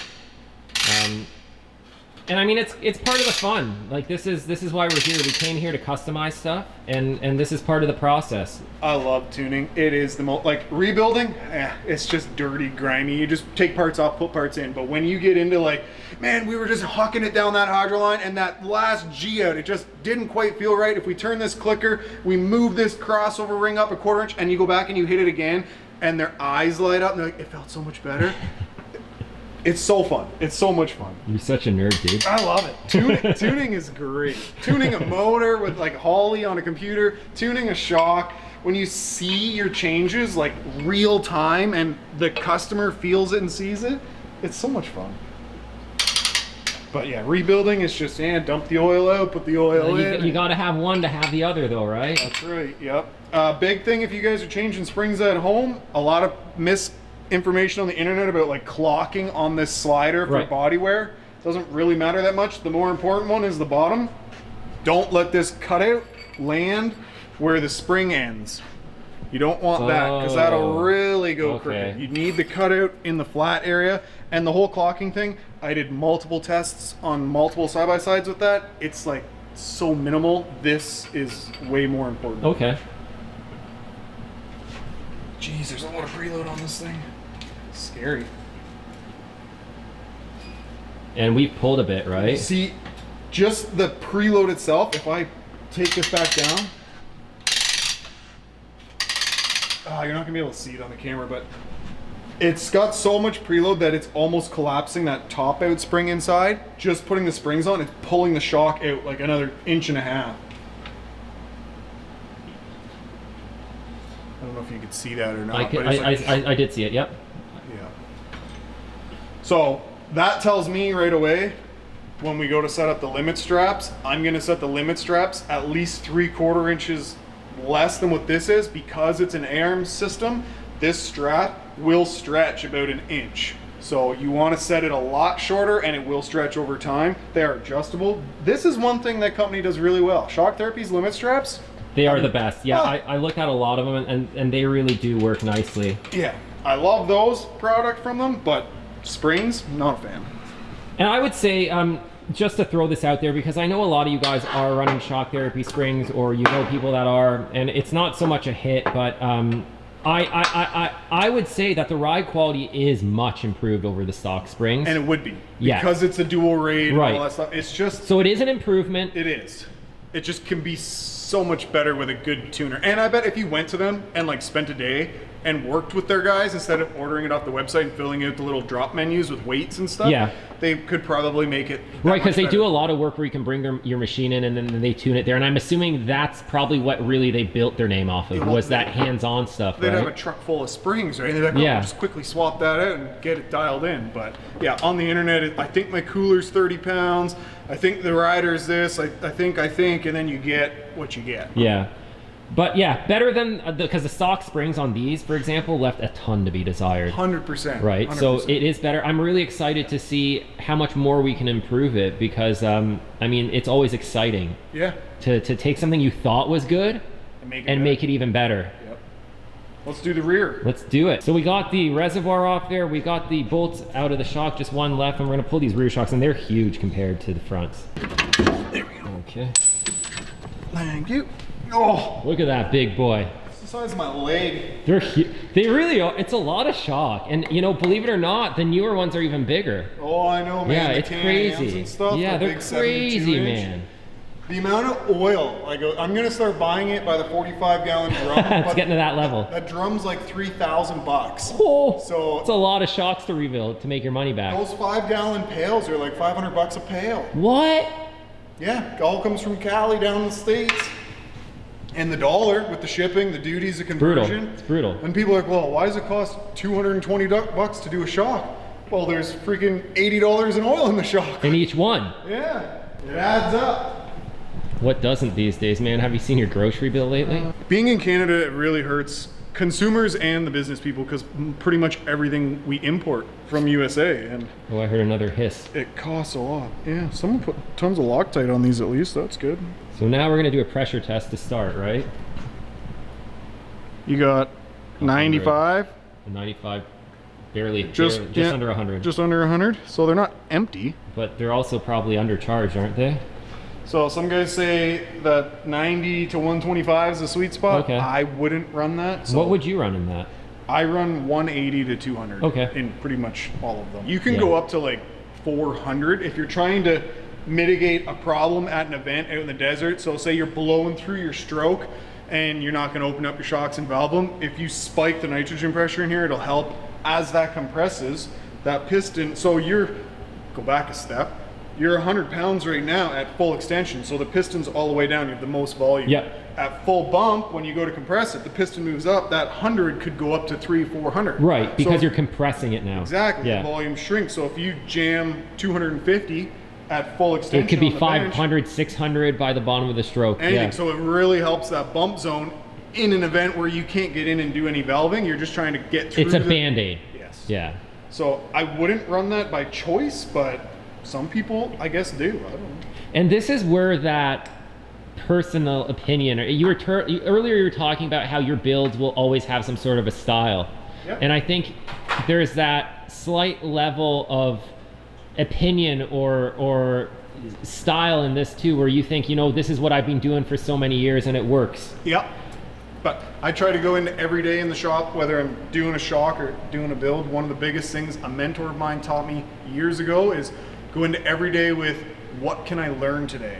Not what have I done that always works. If I just do a small change on your shocks today that I've never done, and I'm risking my reputation to do that, but it works out amazing, and if it doesn't, then I just honestly say, I tried something new, give me a chance to go back the way Yeah. I would have done it, and either way you end up ahead. But I always try to learn more and do better. No, that's a really good attitude to have. because things are always changing and evolving, right? 100%. And I mean, the shock game, I would say, for one, over the last few years has really changed, especially when you look at like the live valve stuff and all that.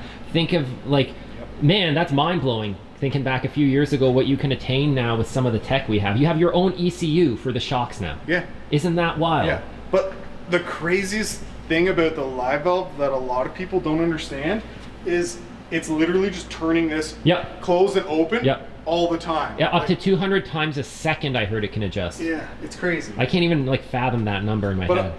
I think if you get in like a really well-tuned car, unless you're professionally racing in the desert where you're going from like smooth to rough terrain, you never really play with the clickers. So No, for you don't. most people, they don't need the added cost of What I'm noticing with the live valve is you'll get on a slower section of trail and people will hit comfort Yeah. and just soften it up, and then they'll hit sport when they're ripping. Yeah. It's like two extremes, you know what I mean? The same thing as like, I'll get out sometimes when I know a faster section of trail's coming and I'll click it up just a little bit, Yep. but that's really all you ever do. Yeah.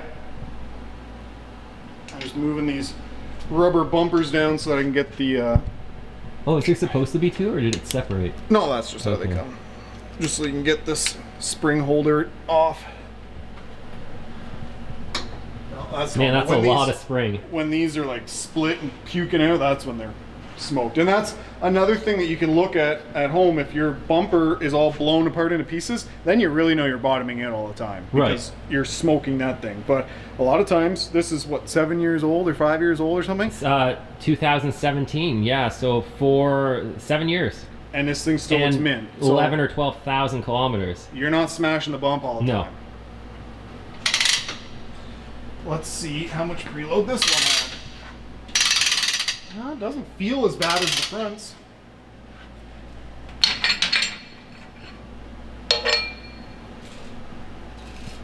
Mind you, it's a way bigger spring, so. Woo! Woo! Are you Might be maxing 4 out? inches. More than we thought? Did we measure a before and after? I'll just hold this up to where it goes. It sits right in there. Guessing around 4? 3.5. 3.5. So similar to the front. Similar, yeah. So I would up the rate on the back as well. Right, because like you said earlier, we can't just adjust that preload screw because that will just drop our ride height. Yes, I need to think of a way to explain it to the masses that makes sense. There's smoke coming out your ears. Yeah. If you have springs on your machine and there's no part numbers on these anyway. Oh, here. Oh, there it is. I couldn't find the... If you've got springs on your machine and it's sitting at the ride height that you want, if you adjust the preload to get the preload where it needs to be, you will either lose or gain ride height. So you need to change the actual weight of the spring, which will also cause you to change these preload rings to get the same ride height but the correct amount of preload. So because there's 3.5 or 4 inches of preload on here, that's telling me that these springs are too soft for the weight of your vehicle. So if we just turn this preload back down on it to get rid of that 4 inches of preload, just get it within a 1 inch mark, you'd lose like 3 or 4 inches of ground clearance. And we can't do that. And you'd be riding on the bump stops, and you don't want that. So, and vice versa, you can't just crank that up and think, oh, just turn it up and it'll be fine. No, it'll ride, but it'll ride with all the symptoms you had where it's like unloading and drives like crap. Another good way to explain springs to guys would be, if your springs are too soft and you have a lot of preload, small chattery bumps on the trail will feel really jarring and rough, and the car will feel very like lazy and boaty, where stiff springs with a little bit of preload, the car will feel super reactive and tighter and lively and fun and poppy over the bumps, but it'll soak up the smaller chattery bumps better, because at that same ride height, if one spring is soft and one spring is stiff, and you have 14 inches of ground clearance on both, the one with the softer spring and lots of preload is storing hundreds of pounds of more energy to get the 14 inches of ground clearance. So it requires more of a hit and more energy to squish it another inch. Where if you've got a stiff spring, pulling a little bit of preload to get your ground clearance, you only need a little bit more load to compress that spring that next little bit. So a stiffer spring isn't a stiffer ride. It can be a softer, That makes better a lot ride. of sense, man. And I'll tell you, that right there, as well as the part where you explained to me that the preload's not necessarily in your adjustment rings, but how much preload is in the spring. It's in the spring. That is a big takeaway for me, because I'll tell you, coming in here, until you explain that, I had a complete misunderstanding of what preload was. And most people do. Yeah, it's normal. So I hope you guys, I think you did a really good job explaining that. Thank you. Yeah, because that's something I just completely, I'd like to think that in my head sometimes I'm like, oh, I must know more than the average bear. I've been around this for a long time. I didn't know that, and to a shock wheeler, that's probably very, very, very basic knowledge. Yeah, to shock people. Yeah. Yeah. So that's like a good takeaway there, because I just thought this was the preload ring, and you just adjust it down and get more ride height and more preload and a firmer, bumpier ride, and then you let it out and it softens it up and it drops your ride height a bit. I had no idea there was preload stored in this spring. At full extension. And what you just said, turn that down, get more ride height, more preload, bumpier ride. Yeah. Because it's a soft spring storing even more energy to get the same ride. So many people in the ATV and the side-by-side world, and I see it and I hear it all the time, want more clearance. So what do? They crank up that preload spring as far as they can get it. Yeah. And then you get that notoriously choppy, rough ride, because you explained it to me. Now that spring is already so compressed that compressing it more, all that soft quality ride is gone because you stole it all in the preload. Every inch on a spring is the weight that it's rated at adding.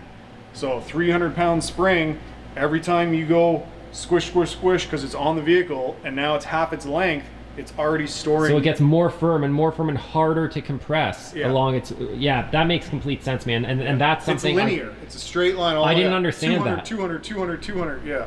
Cool. So yeah, definitely some good takeaways here, guys. I'm really looking forward to hearing your comments about what you've learned here. If you have any more specific questions, feel free to leave a comment.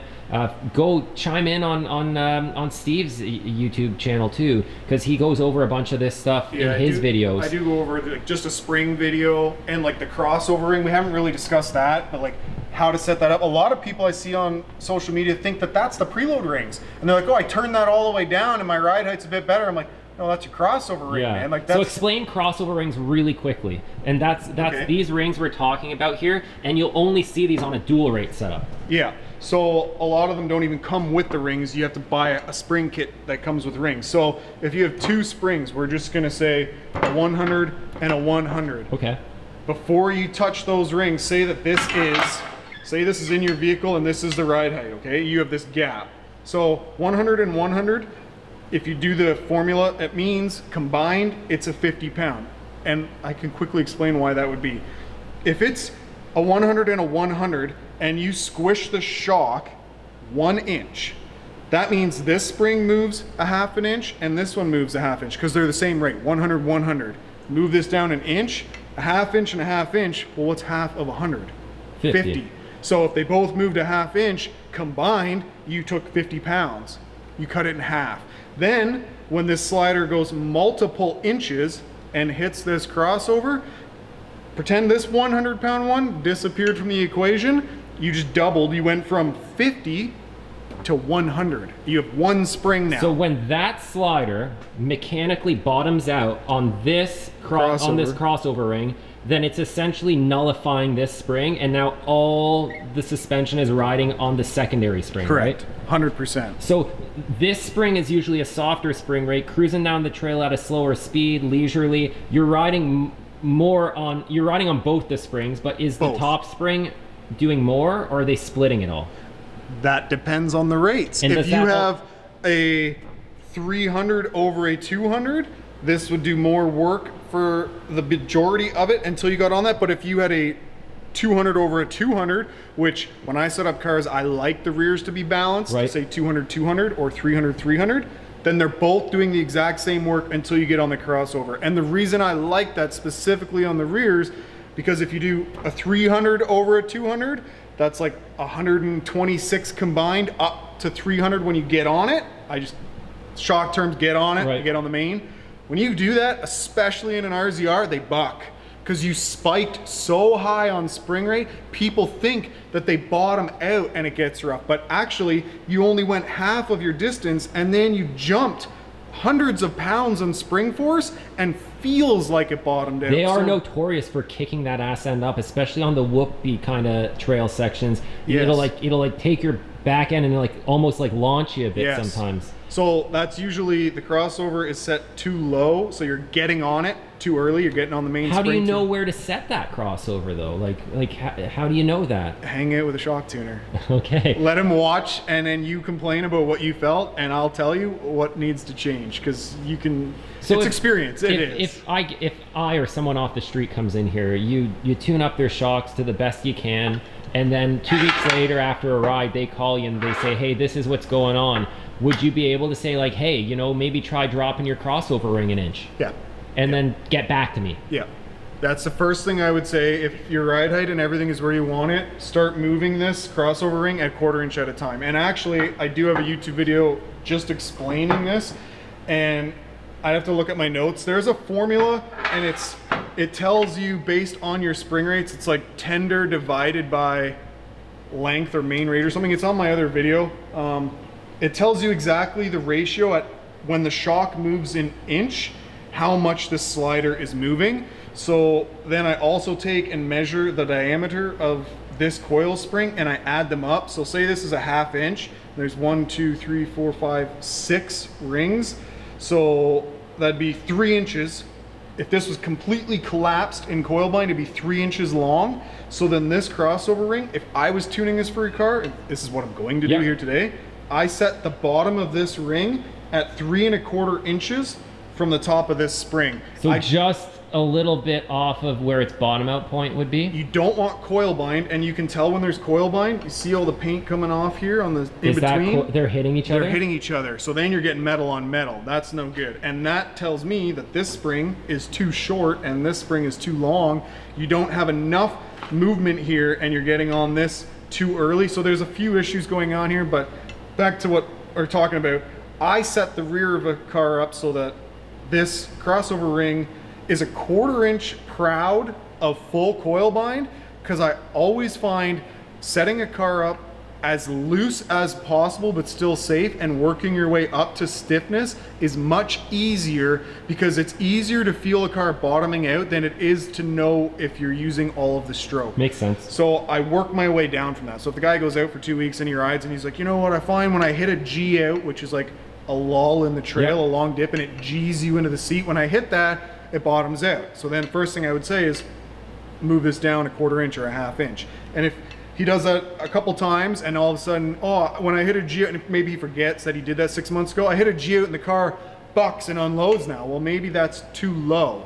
And if moving the crossover isn't achieving the goal, then it's the valving inside. If this is all the way up and only works in the last little bit of travel, and you hit that G out and it bucks and unloads, then your high speed rebound valving, so it's the top of the stack, just doesn't have enough in it. With all the energy of the springs, when they're fully compressed, there could be like 1,800 pounds of force, plus the weight of the tire, plus the A-arms, all that stuff. When that goes to pull, those shims could just bend wide open and just flow so much oil that it just bounces and lets go, and you gotta go internally. But a lot of times you can adjust these external things and get it fairly close. Wow. That's a lot to take in. Yeah, and when I really get into it, I get talking fast, sorry. No. This is great info. And I mean, at the end of the day, this is the whole point of this video, is to explain the value of a guy like you. Yeah. Because I'm assuming this isn't something you learned in a weekend. This is years. It's like being addicted to drugs, but I'm just addicted to shock tuning, and every day I go out, I'm like, what can I do better? It's just as expensive. I'm like a squirrel. And if you do it wrong, it can kill you. Yeah. Yeah. No, I love it. And yeah, I'm always learning. So people in the comments, if you can teach me more, I'd love for you to reach out and we can network. And I talk to a lot of American shock tuners. My Facebook DMs, there's probably 10 or 15 of them, and we all share. We're all really like close-knit guys. We're really cool guys. I don't share with all the big corporations. They won't talk to me because I'm a nobody. But all the other guys, it's great. We're all like, oh, have you tried this in the shock? What'd you learn from that? And it's good. Everyone's learning. That's so cool. Trying to make it better. That's cool. And I mean, from my perspective, I also understand it's fun for me to get together and create content and work on videos with other people creating. You yourself understand the aspect of making video. You've got a channel, and I love going out riding with other guys that film too, because you know when you're out filming and riding, it's a slightly different type of a ride because there's other focus points, getting set up, some time in between people so you can do it. So I love riding with anyone, but when you ride with people that have that similar understanding, then it's probably really cool. So when you nerd out with a bunch of shock tuners, you can tell me stuff, I'll learn it, but those other guys can connect with you. You guys are on the same wavelength, you know? A lot of the stuff you're saying right now, I'll rewatch this video a few times editing it, and I'll probably learn some more. Yeah. But some of it, guys, when you're watching, it's gonna go over your head. You're not supposed to absorb it all. Yeah. That's take what the in what you comments can. are for. Yeah. Let's have a discussion. Tell us how we don't know what we're talking about. I won't see the I won't see them. Julian will see the comments, but I'll see them when you come over to my videos. Like, you're an idiot. I'm a keyboard warrior. I'm like, yeah, I know. Yeah, Let me go shoot myself. Well, you don't need to watch this video if that's you, because you already know more than us. There you go. Yeah, There you go. what do we know? Let's see what nastiness we can find inside this, because This I'm is the getting moment anxious. I've been waiting for. I need to know. So we got the rear shock in the vise here, and now we're gonna see what's going on. Dust cap's coming off. Yep. What is it? what the heck are you Loctited on doing? there?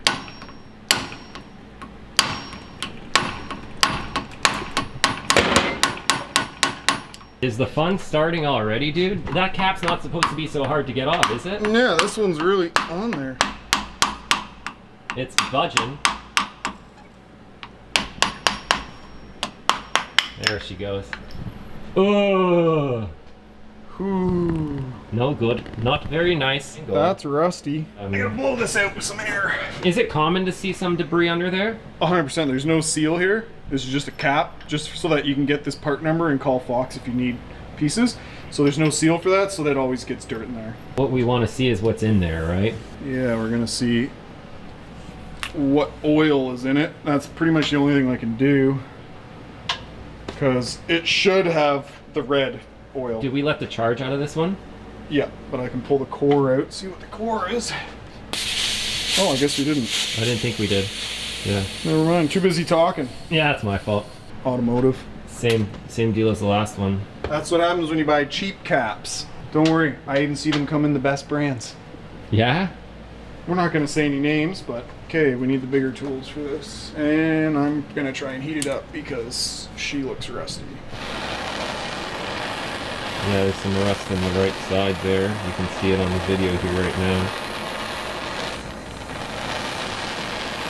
A little bit of propane torch action going on. There's kind of two problems with these. The gold is aluminum and the ring on the outside is steel.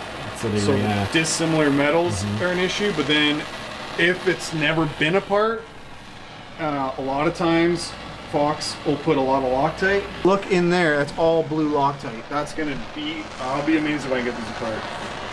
Awesome. Well, It's Keith's gonna pouring- help. It's pouring out of the thread there. Well, I'll tell you, the first time I rebuilt my shocks on my Razor, I was that guy we were talking about. I think I didn't get them done for, I think I didn't rebuild them the first time for 4 years. Jesus. So when he took them all apart, like he did all the seals and everything, and he said the oil he drained out of them was like tar. Yep.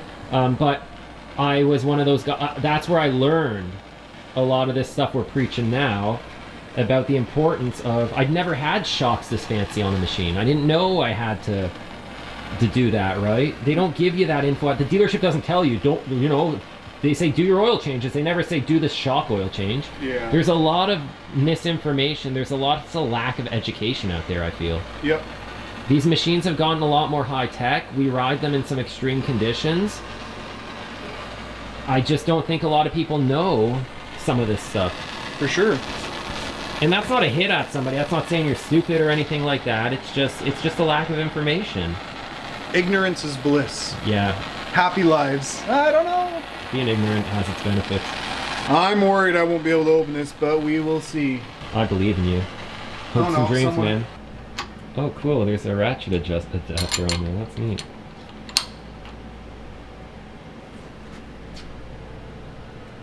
Oh.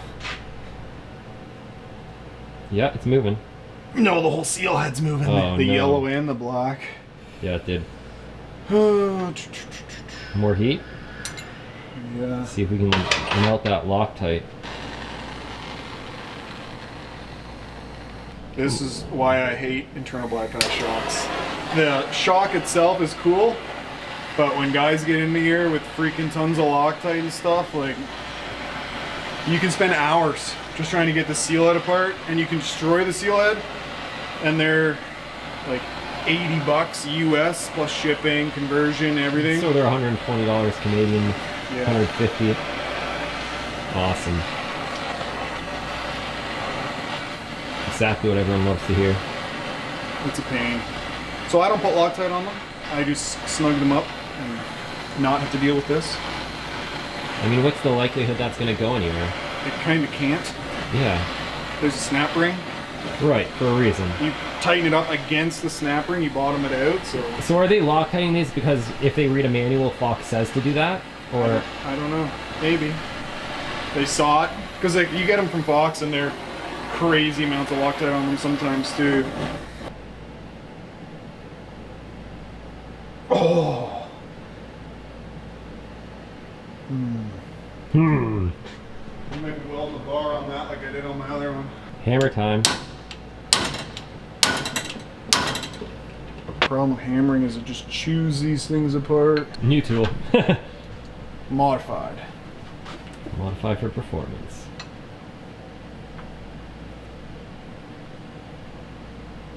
Oh boy. Oh. Oh, it's just dripping in.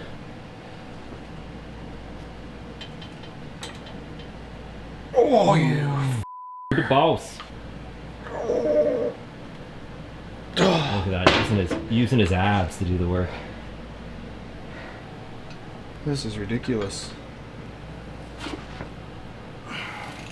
Bet you're excited about the other one. Yeah. Oh, is that Loctite oozing out of there? Yeah. It's green? They use green Loctite? Greeny, bluey. Green is supposed to be for press fits. Yeah, yeah, it looks pretty green. Yeah, that's green. Yeah, that does look green, eh? Yeah, it does. Well, Green's the stuff you use for like press fit bearings. Unless it's a different brand, but I thought the colors were like the same. standardized. Well, whoever did it needs a kick in the nutsack. Look how much is coming out of it. Like a drop, okay, but Yeah, that's only about half the bottle. now I'm sweating. Oh man, the price just doubled. Man. I'm gonna hit it some more. Is it even melting when you hit it? No, we might have to get a big torch. Well, thanks to the guy who did the front shocks, they were nice and easy. The one wasn't even tight.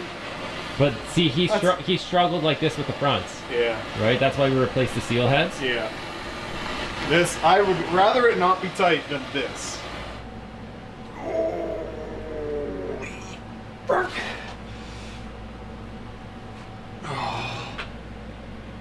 Finally. Well, on a positive note, at least it went. Yeah. That's it. Have you ever dealt with like having to like cut them out or something, or like what would you do? Buy a new shock. Okay, I'm glad we dodged that bullet.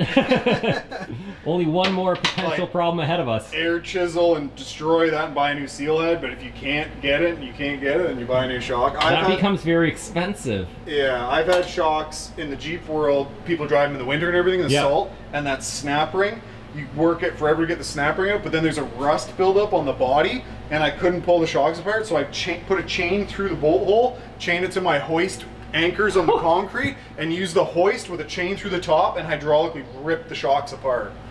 There's been some times where you got to get creative to get these things Yeah. And it's like you said, you know, if they put a drop or two of Loctite on there, no big deal. open. A drop or two, the torch would handle. But This you don't need entire to thing- bathe the thing in Loctite.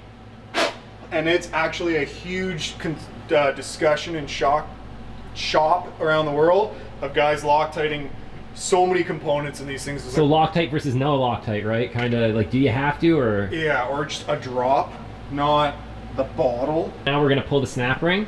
Yeah, At this point, it's basically the same as that front shock, right? exactly the same. You can see the inside's snap the ring in same. there, yep. Yeah, shock's the exact same. It's just bigger, and the reason it's bigger is more volume can take more heat, more load. I think they even Loctited this in. Or they just put so much in that it leaked in everywhere, right? Yeah, something. Use a big bar and get this one off, I think. Oh, do you use that to pry off of? Yeah. Cool. So I gotta get a pry bar.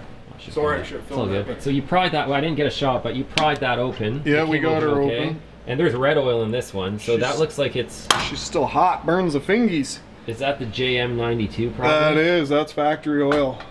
Okay, so that... Unless the dealer put They the did, factory oil back in. they did. They said they bought the Fox oil. And that oil looks good, like that doesn't smell or anything.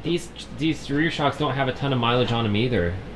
The reason they're here is Good. because after I heard the issues with the fronts, I just couldn't, I had to dig into these, and that's why we're doing it, right? Yep. At least now I'm gonna know what's in them, what's done to them, like what kind of issues we're dealing with.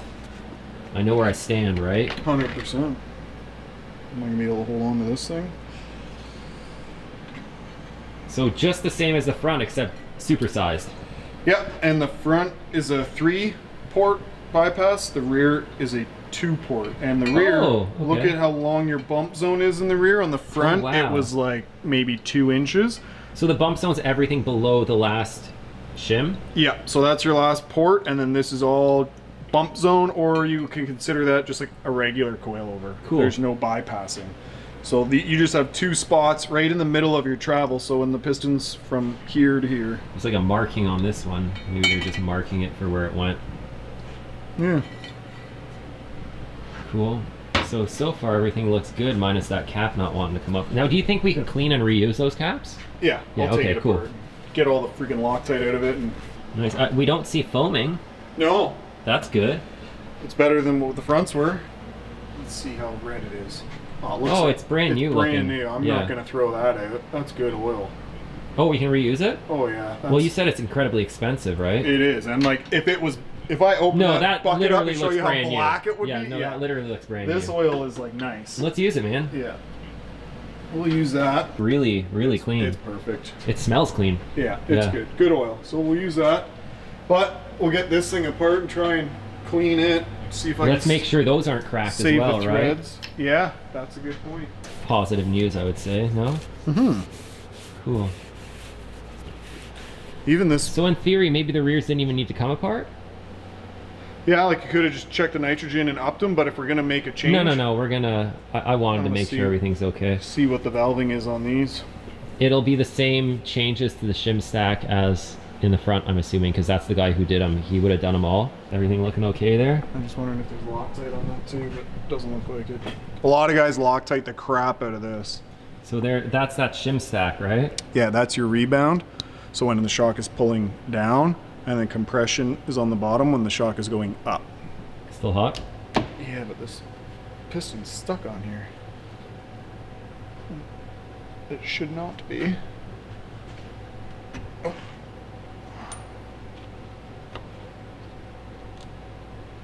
She good now? Oh, there is Loctite on it. Is there? Yep, I just saw the flakes. It looks red, but it could be from the oil. Yeah, tough to say. In the rear, because it's a 3-inch shock, you get a 2.5-inch piston, so it's much bigger than the 2-inch. It's similar to the size of the other Right, ones we're because the looking same at. as the front with internal bypass, it's running that tube inside the tube. So it's a 2.5-inch shock with a 3-inch body. And the front's a 2.5-inch shock with a 2-inch body. Or a 2.5-inch body with a 2-inch shock inside, yeah. Yes, yeah. So this piston is actually a really good piston. It flows a ton. You see the size of the holes. Ton of flow on those pistons. So you don't have to change any of that stuff. Usually you don't. There's never, so a lot of like, in the Jeep world, a lot of times you get into pistons that just don't flow enough oil. So it gives it a harsh feeling. Even if you took all the valving and went like 8 thou, like really, really thin, super light valving, so it'd like float, and it's still harsh, because your piston just, It can't move ports the in it. volume. Yeah, it's just no good. Everything here looks pretty much identical to what we found in the front shock, right? Yeah, and this looks like a 15 thou stack too. So it's going to be identical to whatever he did to the front shock, I'm guessing. Yeah. Now, when you reassemble these, how are you going to put them back together? We're gonna work some magic. I'll shut it off here. This is all top secret.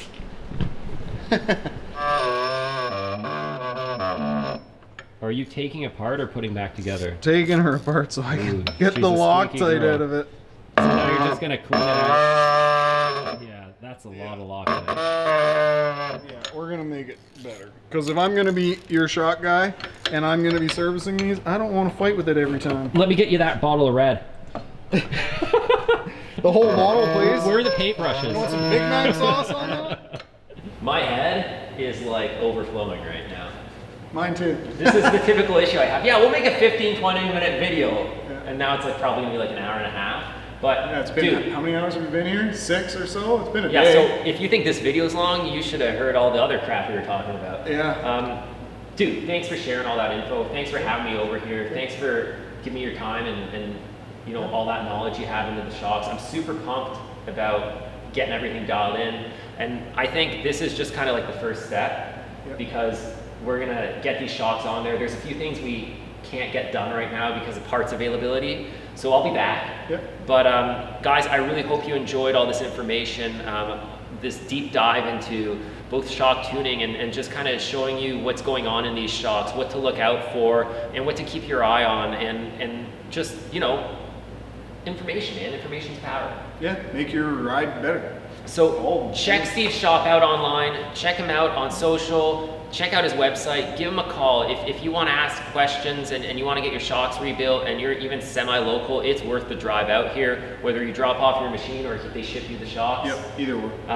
Yeah, it's been awesome, man. I really appreciate it. Thank you. And thanks for looking coming and forward to filming it. and showing the shop. And I got a feeling this won't be the last time. Yeah. We talked about a few other projects I've been hitting at for a while, so I'm gonna bring over another one of my machines here, and I think we're do gonna let you cool work some stuff. magic. Yeah. And he's also gonna fab up a few things for the battle wagon to take it to the next level. So anyways, guys, stay tuned, ride safe out there. We'll see you in the next video.